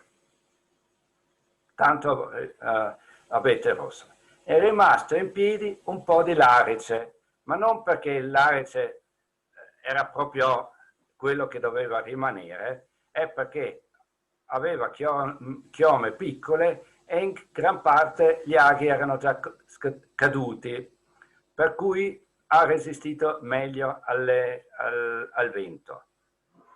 Nei casi lì dove avevamo dei larici molto con rami grossi, questo non è avvenuto, quelli sono cascati. Qui vediamo un po' situazione d'estate, uno strobilo e qui vicino dei piccoli semenzali. Questa è la superficie che vediamo in estate 2019 in Val d'Ultimo e ricordatevi queste due immagini. Poi sotto qui vediamo un cirmolo, qui altri semenzali, questo in estate 2019, però qui vicino a questa stazione dove abbiamo visto a 300 metri non abbiamo trovato nessuna rinnovazione. Sulle zone dove avevamo fatto lavori di paramassi, parasassi e con i lavori tutto è andato distrutto. Oggi qui troviamo una vegetazione alta mezzo metro e di più, abbiamo già piantato piantine, purtroppo mi mancano le foto, e sono attecchite bene, però per una futura rinnovazione seme che potrebbe arrivare siamo già oltre. Spesso tanta erba, le piantine piantate si sviluppano bene, anche le piantine che hanno ancora luce si sviluppano bene. Lì dove l'erba è cresciuto molto, qui anche la rinnovazione, un abete rosso piccolino qua sotto di 2 centimetri, purtroppo andrà perso. Qui vediamo la stessa foto quest'anno. Qui vi ricordate con quel strobile di abete rosso, queste sono le stesse piantine dell'anno scorso, però la superficie vicino che l'anno scorso era libera, quest'anno si rappresenta così. Difficile immaginare che anche se arriva un po' di seme dai lati, riescano a svilupparsi alberi. L'arice non ne parliamo. Qui è un'altra piantina che si sviluppa bene. Allora, futuri sviluppi. La paura è, e le critiche ci sono, oddio, adesso incominciate tutti a riempire tutti gli schianti con piantine, fate rimboschimenti e ritorneremo alla situazione di prima. Così proprio non sarà. Se facciamo un po' i conti dei 1000 ettari, che sono boschi di protezione, se dobbiamo rimboschire quelli ci vorranno 2 milioni di piantine circa. La produzione potrà essere aumentata perché vai da 200 a 250 mila piantine annue, per cui ci vorranno comunque 7-10 anni solo per rimboschire quei 1000 ettari che sono un 15% delle zone colpite. Il resto comunque bisogna sperare che vada bene. E il periodo di rimboschimento e le risorse umane per fare questi lavori sono anche limitate. Vediamo quello che faranno i proprietari boschivi privati. Per cui anche una produzione maggiore non è che avrebbe tanto senso. Gli anni utili per fare rimboschimenti sono anche pochi, se non si vuole lavorare poi nell'erba alta, anche con cespugli alti. Le specie disponibili adatte per le nostre zone colpite, oltre all'abete rosso, sono poche. Cirmolo nelle zone alte, abete bianco, acero montano, faggio nelle zone basse, dove si prestano, e alcune specie ausiliari come betulla, ontano, sorbi, che nasceranno in gran parte anche spontanei, però le specie di un certo carattere anche economico sono poche. Il larice invece sarebbe una delle specie adatte per tutte le zone colpite, perché va dai 2000 fino a 1000, da 1000 metri in su va bene sempre. Ammesso che l'abete rosso si rinnova bene, come abbiamo visto prima, se fosse dappertutto, per forza in 50-60 anni avremo gli stessi boschi omogenei di adesso, se non si interviene. Perché l'abete rosso è nel suo optimum, per cui in un paio di anni, un paio di decenni, sparerà tutto il resto. Comunque le superfici con una rinnovazione presente, piccola, un po' più grande, già prima di Vaia, quelli sono sicuramente le zone che si svilupperanno un po', comunque un po' disomogenei, e visto che la rinnovazione di abete rosso non è omogenea dappertutto, avremo sui rimanenti 5.000 ettari uno sviluppo molto diverso e non più così omogeneo come l'avevamo prima. Problema della selvaggina. Se il cibo diciamo, la maggiore offerta di cibo, se basterà, o se la selvaggina si nutrirà come prima dell'abete bianco, delle latifoglie, dell'acero e così via, e allora ritorniamo chiaramente di nuovo a soprassuoli omogenei di abete rosso, perché altro non sarà possibile, e questo problema della selvaggina sarà anche di difficile soluzione, perché recintare tutto non ci sembra aver tanto significato. Tutti parlano di introdurre altre specie più stabili, ma la situazione in Germania e Austria è molto differente, in quanto tutte le loro zone, come abbiamo visto anche nell'intervento boschi colpiti da scolitidi, sono tutte a zone molto più basse. Lì è facile cambiare specie. Più utile per noi, e a me mi sembra, sfruttare le esperienze ben documentate della Svizzera, che le hanno pubblicate anche in italiano, tedesco e francese, e parlano degli schianti del 90, il Vivian, e nel 99 l'Ota. E lì gli spunti da prendere mi sembrano buoni, perché l'hanno documentato bene, e se si legge attentamente si riesce a capire dove andiamo a finire. Un altro ancora pensiero alla rinnovazione presente. Qui è uno studio austriaco che mostra qui, dopo uno schianto, la rinnovazione presente per metro quadro su diverse tipologie di erba, diciamo. 4 anni dopo, su 3 di questi soprassuoli la rinnovazione è completamente sparita di abete rosso. Vediamo come funziona da noi. Non dobbiamo rallegrarci troppo. Una futura rinnovazione di superfici molto grandi sarà molto difficile, perché manca il seme. Gli svizzeri parlano che va bene il margine fino a 50 metri, però possibilmente la superficie schiantata circondata da 3 parti con bosco. Se ricordiamo un po' le immagini di prima, questo non ci sarà. La crescita concorrenziale dell'erba è spietata, l'erba cresce molto più veloce dell'abete rosso e dell'arice. E allora, se su queste superfici la rinnovazione non si instaura nei primi 2, 3, 4 anni, quella presente prima e quella nata in primavera 19, dovremo aspettare tanti decenni per avere una copertura soddisfacente con specie forestali di un certo valore economico e con la funzione protettiva che noi ci chiediamo. Per rimboschirsi, vegetazione, non ci sono problemi. Cosa faranno, visto che ne abbiamo 70% di proprietari privati del bosco?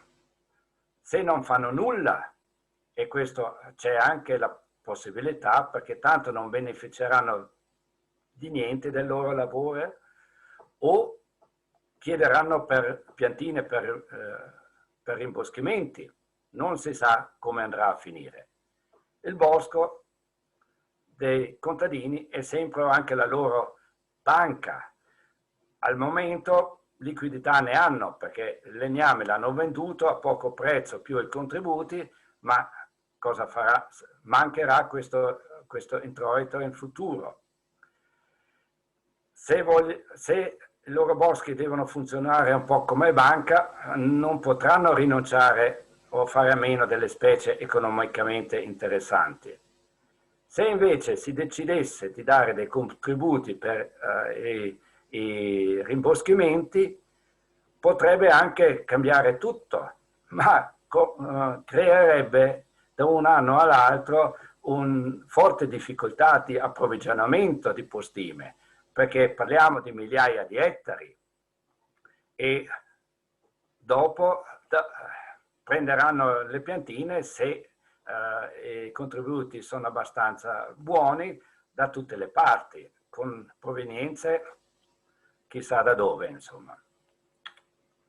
Inoltre non è che ci sia molto postime in giro, perché tutti hanno ischianti, devono rimboschire i loro boschi colpiti dalle scolitidi, per cui non è che ci sono milioni e milioni di piantine in giro sul mercato europeo.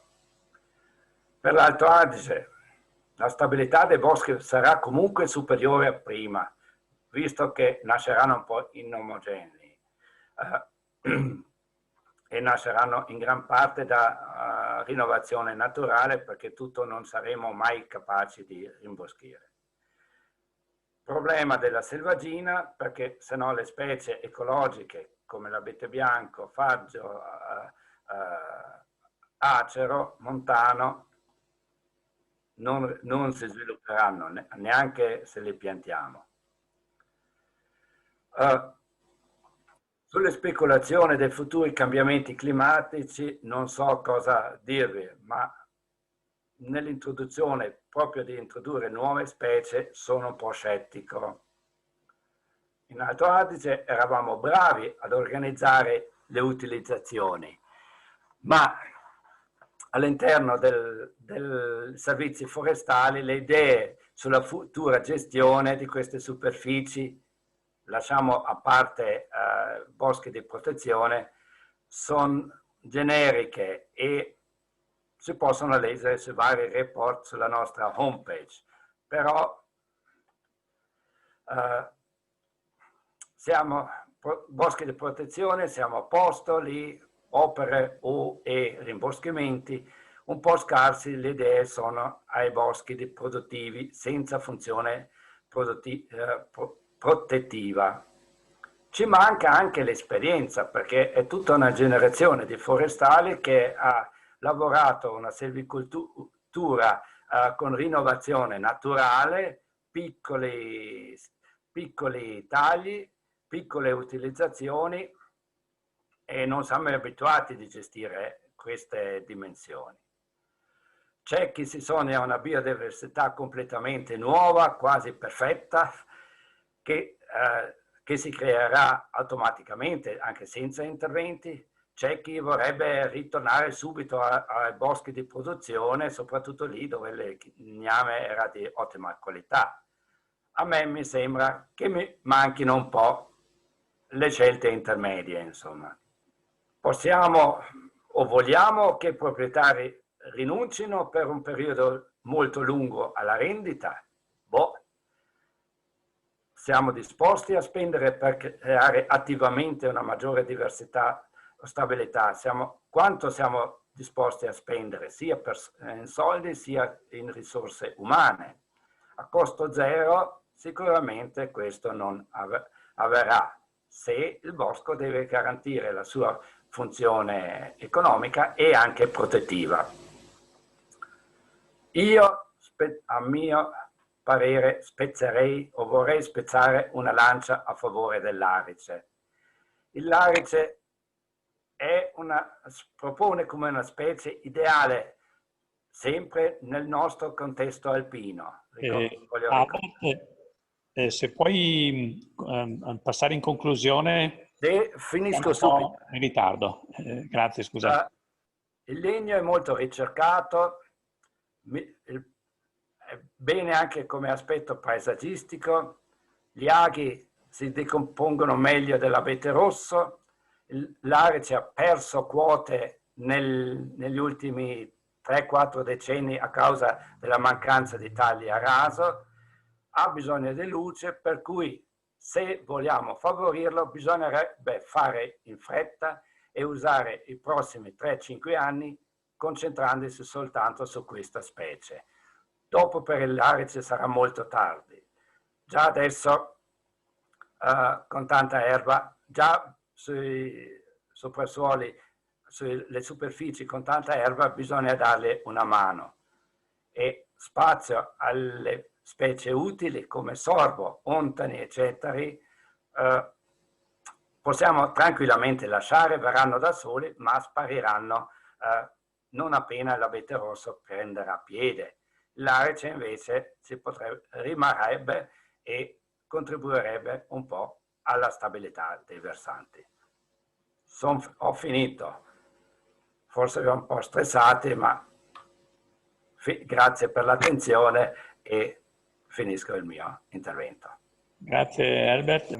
Domanda, vedo sulla chat dedicata proprio a Bozzano, che tra l'altro ci diceva che a mezzogiorno doveva staccare, quindi gliela passerei subito, perché come forse avete già anche visto voi in chat, almeno chi si è collegato, dice Lucio Taverna, chiede se esiste una pianificazione di iniziative volte a favorire il coinvolgimento delle regioni affinché appunto siano fornite un po' delle indicazioni che possono guidare un po' i vari operatori in questa fase di riazione.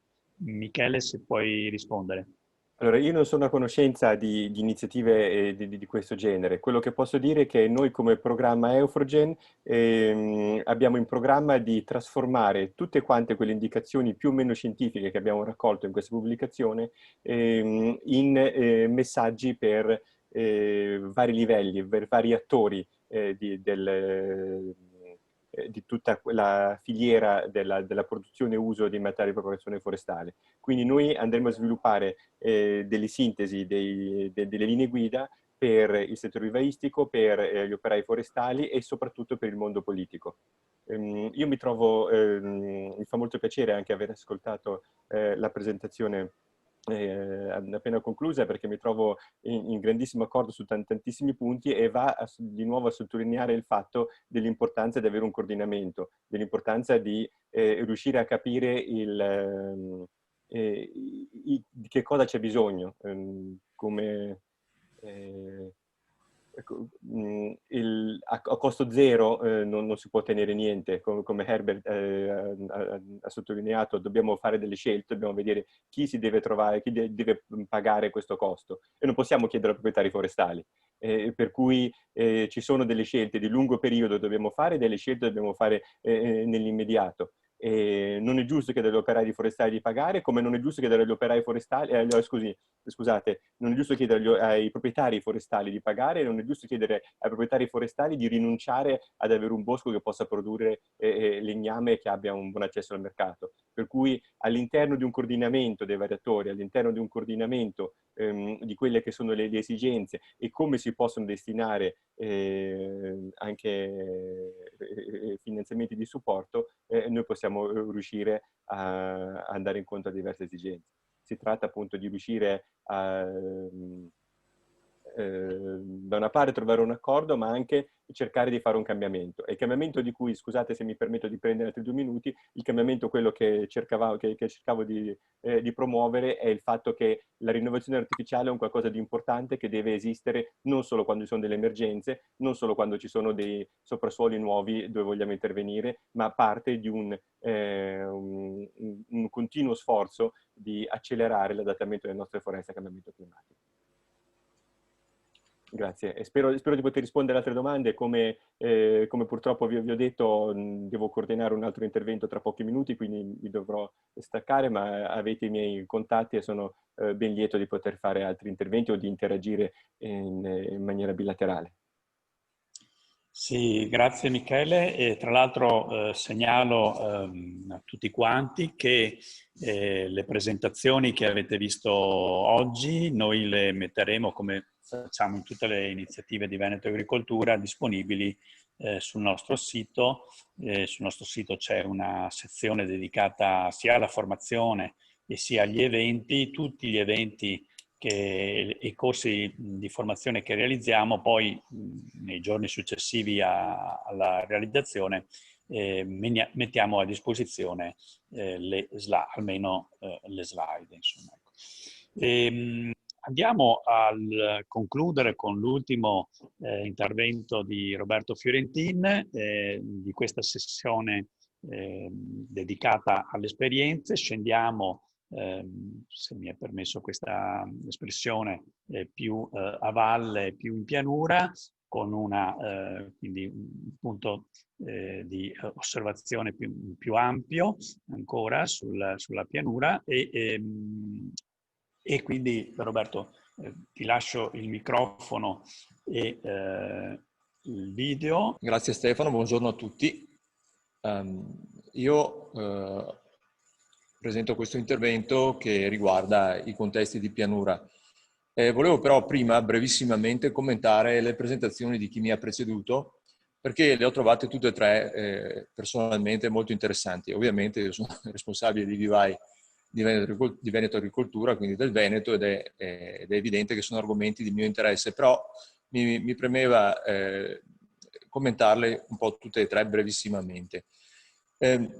Quella di Ivan Scotti la commento in maniera molto sintetica, nel senso che vorrei, anche perché sono a mia volta di Veneto Agricoltura, come Stefano Barbieri, come Federico Correale che siamo presentati, quindi fare un po' gli onori di casa, ringraziarlo per aversi coinvolti in quel progetto. Perché il fatto di aversi coinvolti in quel progetto, oltre ad onorarci, ci dà anche la possibilità di essere veramente in contatto diretto con la ricerca, nel senso di collaborare con la ricerca a mettere a punto gli strumenti con cui la ricerca comunica con noi che siamo operativi. L'intervento di Michele Bozzano mi è molto piaciuto perché è entrato nel merito, nel cuore della nostra attività, e ancora una volta mi sento di dire che il collegamento con loro, con la ricerca, è fondamentale per muoversi nel modo giusto. Molto interessanti anche alcune indicazioni concrete. Mi ha rincuorato il fatto che già facciamo un po' di quello che lui suggerisce e mi ha come dire, fatto piacere di vedere invece dei suggerimenti che non applichiamo, ad esempio quello di mescolare lotti di annate diverse di semi, perché è una cosa che è fattibilissima e mi pare di capire che sia una prescrizione interessante per la diversità genetica. Tra l'altro, venendo su, pensavo proprio al fatto della mia presentazione, pensavo alla stessa frase che diceva lui: la vivaistica non può aspettare che accadano delle catastrofi per esistere. Noi, per fortuna o per disgrazia, lavoriamo anche a ridosso all'interno della pianura padana, dove le catastrofi, diciamo, nel senso della mancanza di alberi e di paesaggio, ci sono già per mano diretta dell'uomo e per lunga azione umana, per cui di fatto la vivaistica è sopravvissuta grazie alla carenza di habitat naturali, principalmente in pianura. Infine il collega della provincia di Bolzano, mi è piaciuto molto il suo intervento, l'ho trovato interessantissimo e condivisibile, le ultime slide proprio in cui lui traeva delle conclusioni personalmente mi trovano d'accordo, insomma, anche se la nostra realtà dal punto di vista climatico, geografico è un po' diversa, meno endalpica, diciamo, ma quello che mi ha colpito e che mi sento di sottolineare, se permettete, è che anche se lui ha detto che anche loro hanno indicazioni disomogenee, però io all'inizio della sua presentazione ho visto dei numeri. Ho visto dei numeri che hanno consentito ai vivai della provincia di Bolzano di pianificare la propria produzione per i prossimi 5 anni.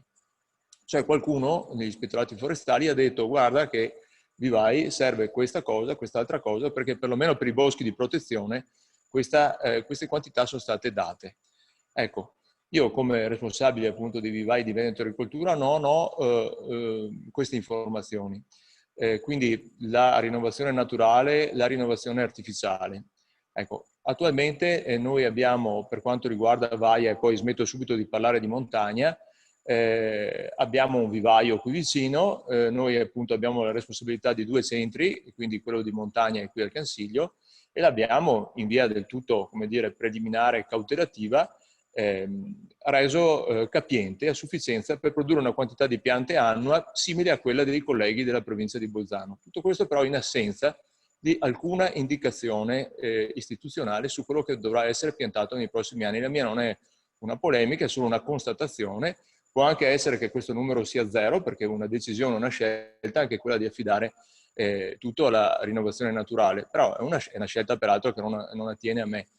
Però diciamo una scelta è anche una informazione, no? Quindi vivai dovrete produrre 0, vivai dovrete produrre tanto. Questa è una cosa molto, molto interessante per noi, diciamo, dal punto di vista della pianificazione, perché purtroppo quello che è stato evidenziato sono i tempi di produzione di queste piantine, in modo particolare delle piantine di conifere. È vero che le conifere non saranno certo protagoniste degli interventi di imboschimento quando venissero fatti, però una parte credo sia inevitabile utilizzarle, e sarebbe interessante proprio dal punto di vista nostro avere delle informazioni abbastanza precoci, perché i tempi di produzione delle conifere sono purtroppo fisiologicamente piuttosto lunghi. Vengo alla pianura.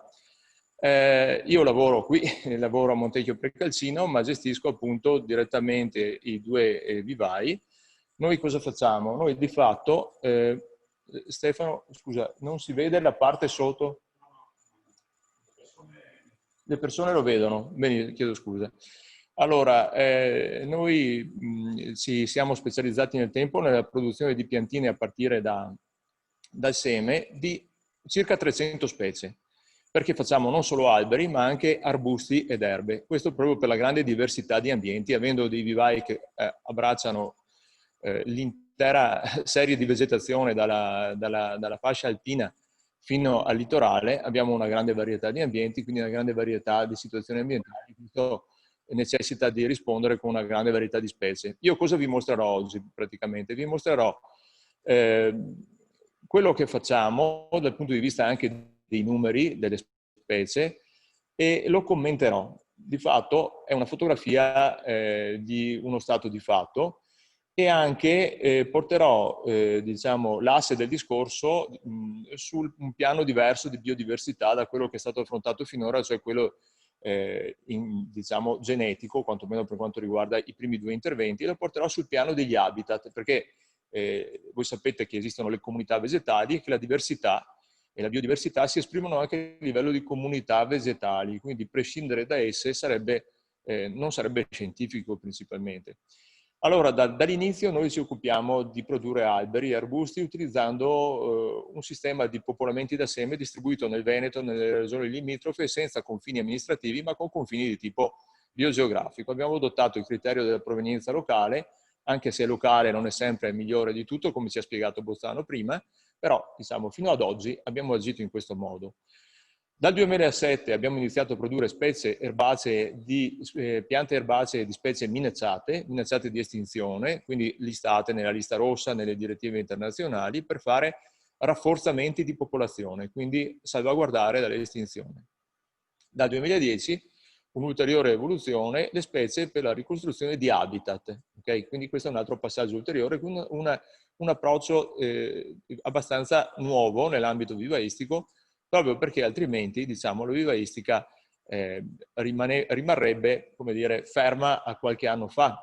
Se vogliamo, adesso lo vedremo nelle diapositive più avanti, la vivaistica, così come la stiamo affrontando noi, nei confronti delle piante e degli habitat, tende a essere, se mi passate questa espressione, un po' meno dirigista che non nel passato, e un po' più liberale, nel senso tende a innescare, a favorire dei processi, a facilitare i fenomeni, ad mettere le piante nelle condizioni di evolversi spontaneamente, piuttosto che non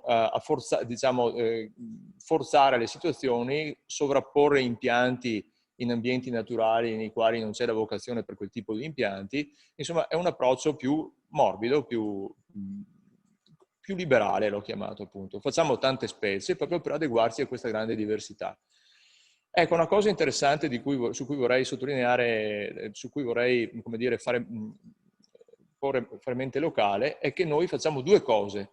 Noi facciamo progetti in proprio, facciamo parte di partnership, progetti europei, quindi facciamo la parte di quelli che fanno le piante e danno anche il proprio contributo tecnico e intellettuale, diciamo così. Facciamo anche la vendita delle piante, quindi siamo anche sul mercato. Il centro vende le piante ma anche le impiega in proprio. Quante piante? Circa 300.000 all'anno in questi ultimi anni, e anche del seme di piante erbacee, seme che viene usato per le semine, per l'idrosemine, un 50-80 kg all'anno, una dimensione abbastanza artigianale, anche se è in crescita.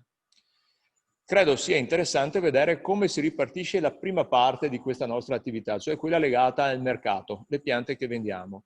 Guardate che da quando siamo nati, cioè in circa 20 anni, diciamo, o meglio, da quando abbiamo iniziato a misurare quello che facciamo con gli strumenti informatici, Noi abbiamo visto che circa metà della domanda è legata agli enti pubblici, poi vedremo come questo ha a che fare con le piante e con le specie. E una metà scarsa, diciamo, una metà abbondante privati, guidati da chi? Dalle aziende agricole e a loro volta pilotate dai contributi del PSR. Negli anni più recenti, invece, il grafico è quello più in basso, a destra, quindi negli ultimi 10 anni, gli enti pubblici percentualmente sono molto diminuiti. Negli ultimi 10 anni c'è stata la crisi dei debiti pubblici, il problema ecco, perfetto. Il problema dei comuni non era certo quello di fare imboschimenti e quindi abbiamo visto un calo percentuale, ecco, di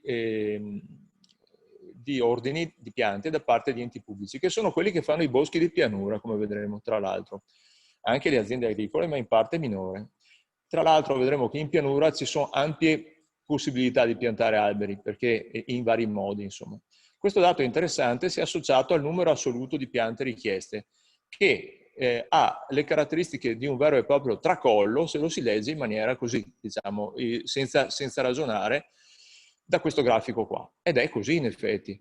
Noi abbiamo avuto annate in cui avevamo una domanda, questa è la domanda di piante, di più di 500.000 di piante all'anno. Qui non si vede il 96-97, lì erano ancora un po' di più, perché abbiamo avuto dei dati gestiti in maniera informatica razionale solo dall'anno 97-98, ma siamo adesso sulle 100.000 piante all'anno negli ultimi anni, 100.000 piante all'anno.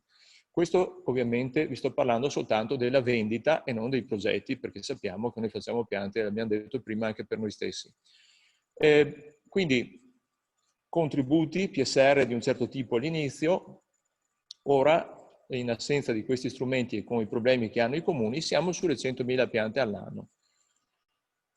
È interessante, anche qui vedrete i primi 18 anni, mi chiedete perché 18 e non 20, perché purtroppo gli strumenti informatici non danno sempre buone risposte, risposte che vorremmo, ho dovuto limitarmi agli ultimi 18. Vediamo chi c'è che viene richiesto. Allora, vedete che le prime specie sono sostanzialmente il nocciolo duro del bosco di pianura. Carpino bianco, leader, farnia, frassino, olmo campestre, nocciolo, acero campestre. C'è il mistero, per me, anche carpino nero, che è molto richiesto, vedremo sia un tempo che adesso, tant'è che pensavo il prossimo tirocinante di fargli fare qualche indagine, perché a mia volta, siccome noi siamo sul mercato, non so dove finiscono tutte le piante che vengono richieste e mi piacerebbe far fare delle ricerche mirate a qualcuno, perché il carpino nero sapete che ha, io credo di immaginare, fascia pedemontana, alta pianura, prime pendici pedemontane, gente che vuole farsi la legna d'ardere. Ecco, questo è. Però bisogna capire anche dove viene piantato. Queste sono le richieste. Mentre negli ultimi 5 anni le cose cambiano un po'. È interessante questa lettura qui. Vedete per esempio comparire dei nomi abbastanza misteriosi per chi non è botanico accanto a quelli più comuni degli alberi. Addirittura quinto, Carex acutiformis. Ci sono Carex elata, quindi sono delle specie erbacee di ambienti umidi che sono diventate, guardate che noi abbiamo circa 150 specie, qui sono le prime 20, quindi siamo nelle prime 20 specie, molto più in su ad esempio del noce comune, ci stanno delle piante erbacee di sponde di zone umide. Noi abbiamo messo in atto questa produzione, abbiamo un'attiva azione di assistenza tecnica e i consorzi di bonifica per esempio sono gli autori principali, ma anche altri enti tipo i gestori della risorsa idrica che hanno i depuratori, interventi nei progetti proprio di ripristino di corsi d'acqua, hanno portato su queste specie qui. Rimangono alte il carpino bianco che rimane sempre leader, un po' più basse le altre, vedete proprio l'abbassamento di alcune specie di boschi di pianura assieme all'abbassamento del contributo degli enti pubblici. Bisogna leggere queste cose insieme, anche se non ho fatto degli studi in modo da correlarli, ma so quello che accade, per cui vi aiuto insomma a interpretare questi grafici, altrimenti un po' asettici. Venendo all'approccio, ecco, i boschi sono un habitat, questo l'abbiamo noi forestali imparato tardi, ma quindi questo comporta anche di passare, non solo un habitat, sono tanti habitat in realtà, tanti habitat, molti di quali di interesse comunitario. E i boschi le foreste rappresentano solo una parte degli habitat. E quindi abbiamo un'idea più inclusiva noi forestali moderni, diciamo anche se io non sono moderno dal punto di vista anagrafico, ma lavoro attualmente e cerco di tenermi aggiornato. E quindi piantare alberi, piantare piante, anzi in senso lato, chiunque abbia minimo di dimestichezza con il concetto di habitat sa che sarebbe pretenzioso dire io pianto un habitat. No, io innesco un processo, e questo approccio light che abbiamo adottato negli ultimi anni. E questo qui vedremo che lo abbiamo messo in atto ampiamente, anche se una pianura come questa qua dice anche che anche se pianto un pioppetto da carta faccio una cosa buona, quantomeno per chi ci abita nella pianura, come gran parte delle persone del Veneto. Il bosco di pianura ha un habitat, il bosco di pianura nel senso querceto è un 91 F0, ok? È sparito, ne sono rimasti 60 ettari su più di 1 milione di ettari della pianura. Questo significa che è lo 0,005% della pianura. Vaia ha danneggiato 12.000 ettari, che sono, a quanto diceva la pubblicazione del SISEF del 2019, circa il 3% della superficie forestale dei circa 500 comuni colpiti. Quindi voi capite che qui abbiamo abbastanza campo libero noi dal punto di vista delle superfici. Là la superficie forestale è rimasta integra e la gran parte. Qui la superficie forestale semplicemente non c'è più. Abbiamo dei modelli a cui riferirsi piccolini, sono quei 60 ettari ai limiti della sopravvivenza che sono rimasti a testimonianza della foresta dei tempi dei Romani. Poi ne sono stati piantati più di 500, quasi 600, quindi abbiamo 10 volte tanto boschi artificiali di quelli naturali nella pianura veneta. E qui piantare anche una siepe è un'operazione particolarmente commendevole, perché una siepe è un bosco lineare, quindi la domanda che si fanno i privati è anche nel senso delle siepi. Non solo è un bosco lineare, ma ha anche qualcosa in più dal punto di vista di quello che può offrire, ad esempio, agli insetti pollinatori rispetto a un bosco vero e proprio. Però ovunque non è così facile, richiede qualche competenza specialistica a piantare, perché gli habitat forestali di pianura non sono soltanto l'ultimo in basso, 91 F0, con la sua definizione, qui sono proprio gli habitat della direttiva. I boschi di quercia, oggetto appunto di iniziative dei comuni, ma anche di una legge regionale che li ha finanziati. Ci sono anche altri habitat forestali, vediamo ad esempio quelli litoranei, in Veneto abbiamo il mare, diversamente dalla Lombardia e del Piemonte, abbiamo anche questa fortuna qui, e abbiamo un progetto LIFE in corso, dove gli habitat forestali sono quelli che vedete indicati. Ci sono i progetti che hanno interessato il 91.0, un bosco di pianura di tipo umido, i saliceti, gli olnete, insomma i boschi ripariali, che hanno superfici abbastanza più importanti, per fortuna sopravvissute rispetto al bosco di quercia. Entrambi questi si svolgono all'interno di ambienti naturali, dentro siti di importanza comunitaria, e quindi qui richiede una competenza in più. Piantare in mezzo ai campi di mais, diciamo, sbagli poco, sbagli, puoi sbagliare, puoi fare degli errori, puoi fare le cose in maniera semplificata, banale, poco gestibile, però se pianti un albero gli fai un favore a questa gente qua che abita in pianura e sei sempre ben visto. E invece piantare un albero sbagliato, oppure nel posto sbagliato, nel litorale, oppure lungo i fiumi, vuol dire magari andare a interessare un altro habitat di specie erbacee che fa serie con quello forestale, ma che vai a danneggiare, vai ad alterare i processi naturali. Allora, qualche esempio di questi interventi che facciamo noi in diretta mi obbliga a mostrare anche le specie. Io qui ho proprio le specie di vari interventi. Questo è un progetto LIFE, il primo che abbiamo fatto, riguarda appunto l'habitat 91 E0 e in parte F0, con una importante presenza del lontano nero e anche una importante componente di specie erbacee.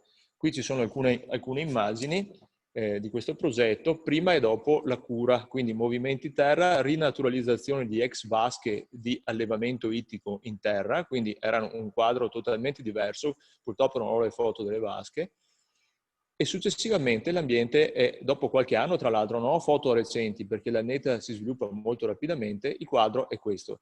Vorrei farvi notare che tutto questo ambiente che vedete è stato ricostruito, ivi comprese le sponde con specie igrofile erbacee. Il progetto Risorgive, più lineare, più raccolto attorno a Risorgive, anche qui molti alberi ma moltissime erbe, come vedete. Il progetto Redune, qui è interessante perché questo progetto qui è in corso, diversamente dagli altri due che sono conclusi. Questo qui mostra con 3 frecce dove si va a piantare. La freccia verde indica che noi andremo a ricostituire ambienti forestali. Quali ambienti forestali? Gli ambienti, il 2250 sarebbe un arbusteto in realtà, arbusteto di ginepro. Poi ci sono le specie del mantello, che vuol dire arbusti ancora, perché lungo il litorale c'è un habitat strano, il 2270 si chiama, sono le foreste di pini, le pinete, prioritario. È prioritario ma è artificiale, è stato piantato, in alcuni casi bene, in altri casi con densità elevate e specie inappropriate, per cui risulta del tutto privo di diversità. Quindi aumentare la diversità di un habitat prioritario in qualche caso vuol dire tagliarlo pesantemente, aprire delle radure, intervenire sui mantelli arbustivi e cose di questo tipo. Poi ci sono altre due frecce, che vuol dire che lavoriamo anche la freccia gialla centrale sull'habitat 21-30, che sono dei prati aridi, dune grigie, e quello proprio più bioingegneristico delle dune mobili. Un altro LIFE interessante in corso è quello dei Palù del quartiere del Piave, un altro SIC interessante dove gli alberi sono radunati in forma lineare, come si diceva prima, a formare le siepi campestri, con protagonista la farnia. Ci sono anche lì prati umidi ed è interessante gestire il rapporto tra prati e siepi, perché tradizionalmente queste siepi qui erano governate in maniera tale da rimanere al loro posto, fare la siepe fa la siepe e il prato fa il prato. Ora, con un po' di abbandono dell'uno e dell'altro, cosa succede? Che le siepi tendono a rendere preforestale una parte dei prati, perdendo diversità. Il Life Brenta, anche qui interessante all'interno di un sito di importanza comunitaria. Siamo tra l'altro qui partner anche del TESAF, dell'università, che domani farà un intervento interessante proprio sui territori di Vaia, che io vorrei seguire con grande interesse, e anche qui ci vuole qualche attenzione, diciamo, nell'intervenire con gli alberi, perché come vedete il contributo di alberi è importante, ma c'è un importante contributo anche di altri habitat extraforestali. Siamo poi fornitori di progetti. E qui vediamo altri esempi, insomma non sto a perdere tempo. Il Parco della Pace di Vicenza, famoso perché è in città, è un parco urbano ma con una superficie importante di aree naturali. Quindi, in pratica, mentre per gli interventi, in gran parte degli interventi che seguiamo in ambienti naturali li seguiamo noi direttamente, fuori, in campagna, i boschi di pianura, se li fanno gli altri comuni. Quindi rimane importante anche che ci sia un'assistenza tecnica. Questo è un altro aspetto importante del nostro centro, il contributo, dicevo prima, tecnico, la necessità di tenersi aggiornati, la necessità di essere quelli che dicono ragazzi si farebbe così, ecco, a fare l'impianto e dare un contributo non solo in piante, in diversità genetica. Vi ricordo che il nostro scopo non è di fare vendita di piante, ma di conservare la diversità genetica, la diversità in generale, e per cui noi diamo piante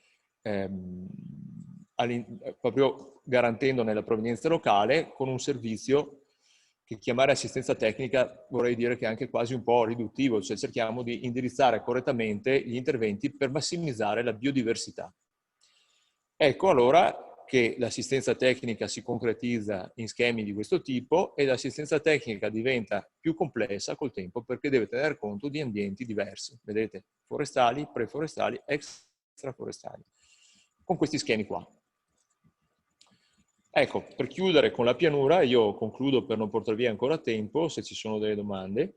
La pianura ha avuto, dicevo prima, una forestazione di circa 500-600 ettari, ma abbiamo 1 milione di ettari a disposizione. Quindi il tema grosso qui è trovare gli spazi, perché in pianura si compete per gli spazi agricoli, l'agricoltura, la produzione, le strade, le infrastrutture, le abitazioni. Quindi non sono ambienti naturali, è più difficile sbagliare che non in montagna, perché in montagna, almeno nel Veneto, c'è una variabilità di habitat forestali molto importante, ci sono tante considerazioni da fare e questo giustifica anche i tempi che ci sono stati, diciamo, di attesa finora prima di avere delle indicazioni, quello con cui ho iniziato un po' l'intervento confrontandomi con l'Alto Adige, no? C'è una complessità che è obiettiva, insomma.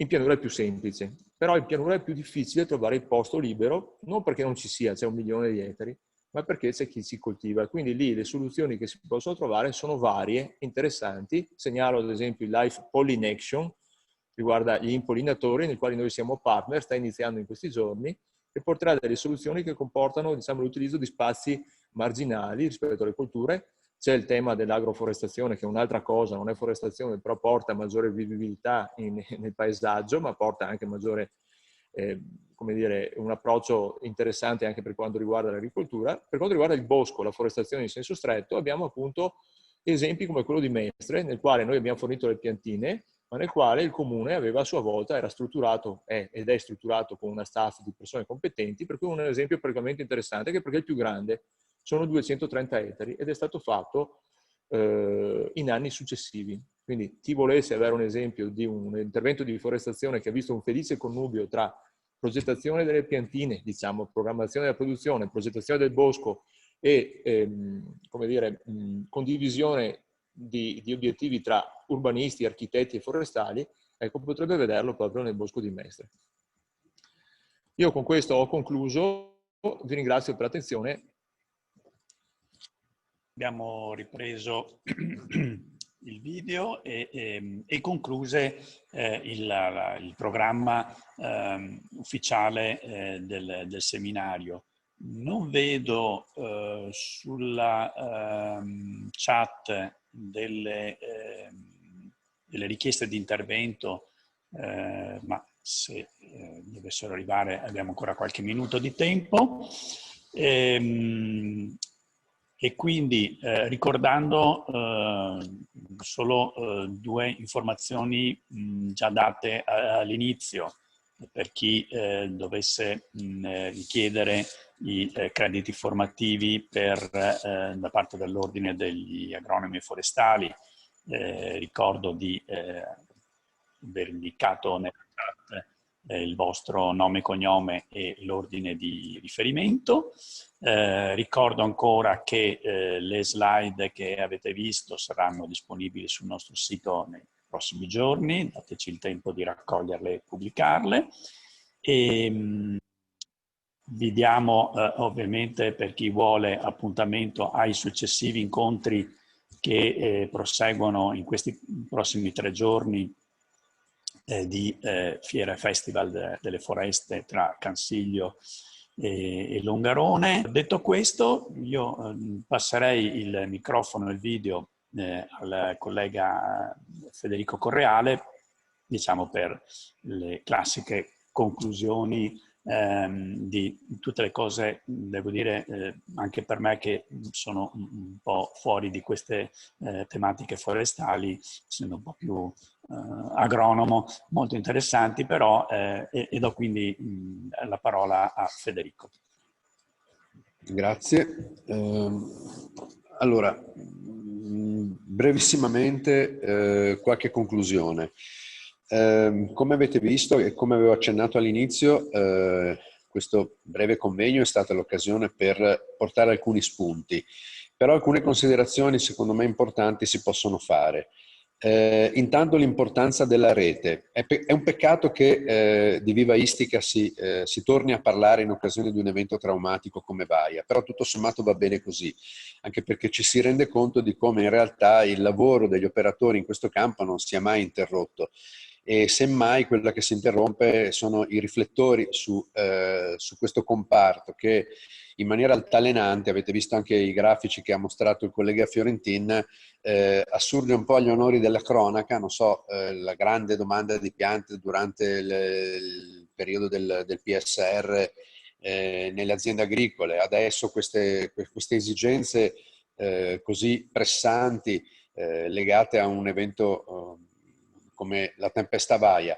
In realtà si continua a lavorare, si lavora bene, mi pare che si sia evidenziata ampiamente l'importanza che alcuni mettono a volte in dubbio dei progetti di ricerca e dei progetti di dimostrazione, in buona parte finanziati dall'Unione Europea, e a mio modo di vedere i temi importanti sono il mantenere attiva questa rete, una rete di operatori e di ricercatori che negli anni consenta di crescere insieme, perché effettivamente io penso ci sia un mutuo interesse nel lavoro di queste due figure. Il ricercatore comunque ha bisogno di riscontri sul territorio e chi fa la vivaistica per via operativa, in via operativa, ha comunque bisogno per lavorare seriamente delle indicazioni della ricerca.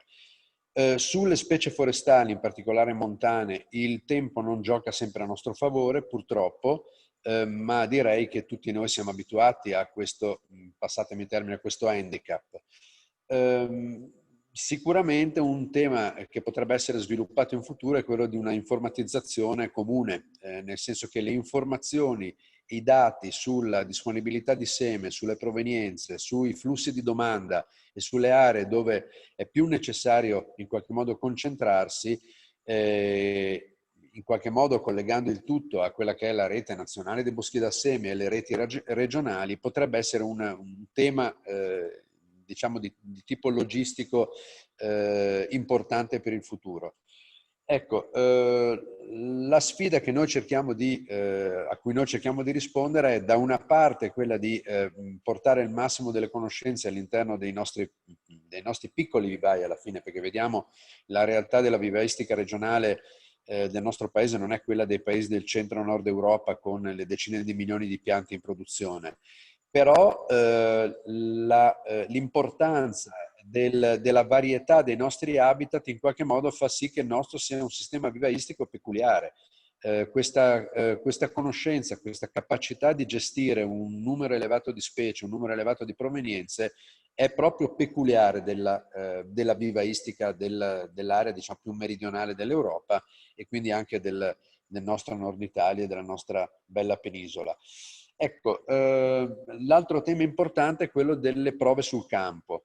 In questo senso io credo che la funzione delle strutture pubbliche, come anche l'agenzia che rappresento qui, Veneto Agricoltura, sia proprio quella di in qualche modo da una parte produrre ma dall'altra anche offrire delle possibilità di sperimentazione.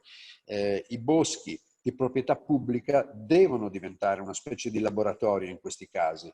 Ecco, qui io faccio una breve citazione, se qualcuno avrà la pazienza e la voglia di seguire anche il seminario di questo pomeriggio alle 15:30 sulla foresta di Malgonera, verrà in qualche modo presentato proprio quello che noi stiamo cercando di fare, ovvero in una foresta piccola, piccolissima, si tratta di una piccola foresta pubblica di 200 ettari, di interesse non economico perché non servita da strade forestali e quindi assolutamente priva di una convenienza in qualche modo nell'utilizzazione, ma che è stata sostanzialmente rasa al suolo dalla tempesta Vaia.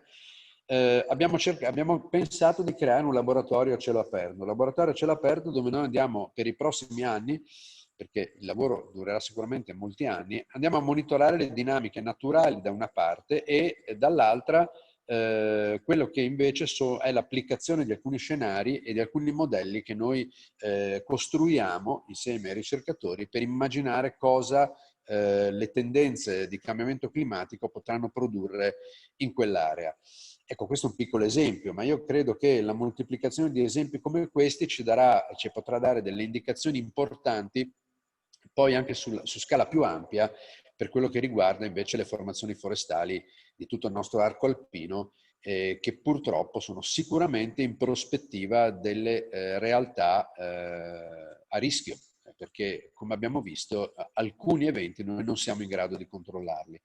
Un ultimo accenno rispetto anche all'intervento di nuovo del collega Fiorentin che abbiamo appena sentito. Ricordiamoci che il cambiamento climatico non riguarda solo la montagna. Gli eventi traumatici avvengono ovunque, avvengono nella nostra pianura e soprattutto avvengono sulle nostre coste. Come detto, le formazioni forestali e naturali sulla costa sono un altro degli elementi critici e su cui stiamo cercando di lavorare, perché lì siamo in un altro luogo di frontiera rispetto al climate change, dove molti elementi critici vanno a condensarsi, a concentrarsi e a interferire anche pesantemente con le attività umane. Quindi la vivaistica deve rispondere purtroppo con un ventaglio molto ampio di azioni. Questo non è sempre possibile, ma io sentendo anche quei pochi interventi di questa mattina ho la sensazione che nella nostra cassetta dei ferri alcuni strumenti già noi li abbiamo e sono strumenti tutto sommato anche abbastanza avanzati. Ripeto, il mio augurio è che questa rete delle conoscenze venga mantenuta e prosegua nei prossimi anni e soprattutto che riusciamo a far sì che questa sia anche di stimolo per le amministrazioni per capire e per comprendere l'importanza del comparto vivaistico nell'ambito appunto della gestione del nostro territorio, sia montano che di altri contesti. Ecco, io chiuderei così, ringrazio tutti i partecipanti online e quelli in presenza. Purtroppo quest'anno questi convegni sono realizzati in maniera un po' curiosa, ci auguriamo tutti che non sia così a partire dal prossimo. E ringrazio tutti i partecipanti online, e ringrazio in particolare i relatori, e direi che possiamo chiudere sperando di rivedervi magari in occasione di workshop periodici in cui ci raccontiamo quello che sta succedendo nei vari progetti e nelle varie attività che si fanno operativamente sul campo e nelle nostre università e centri di ricerca nel campo della genetica forestale. Grazie a tutti.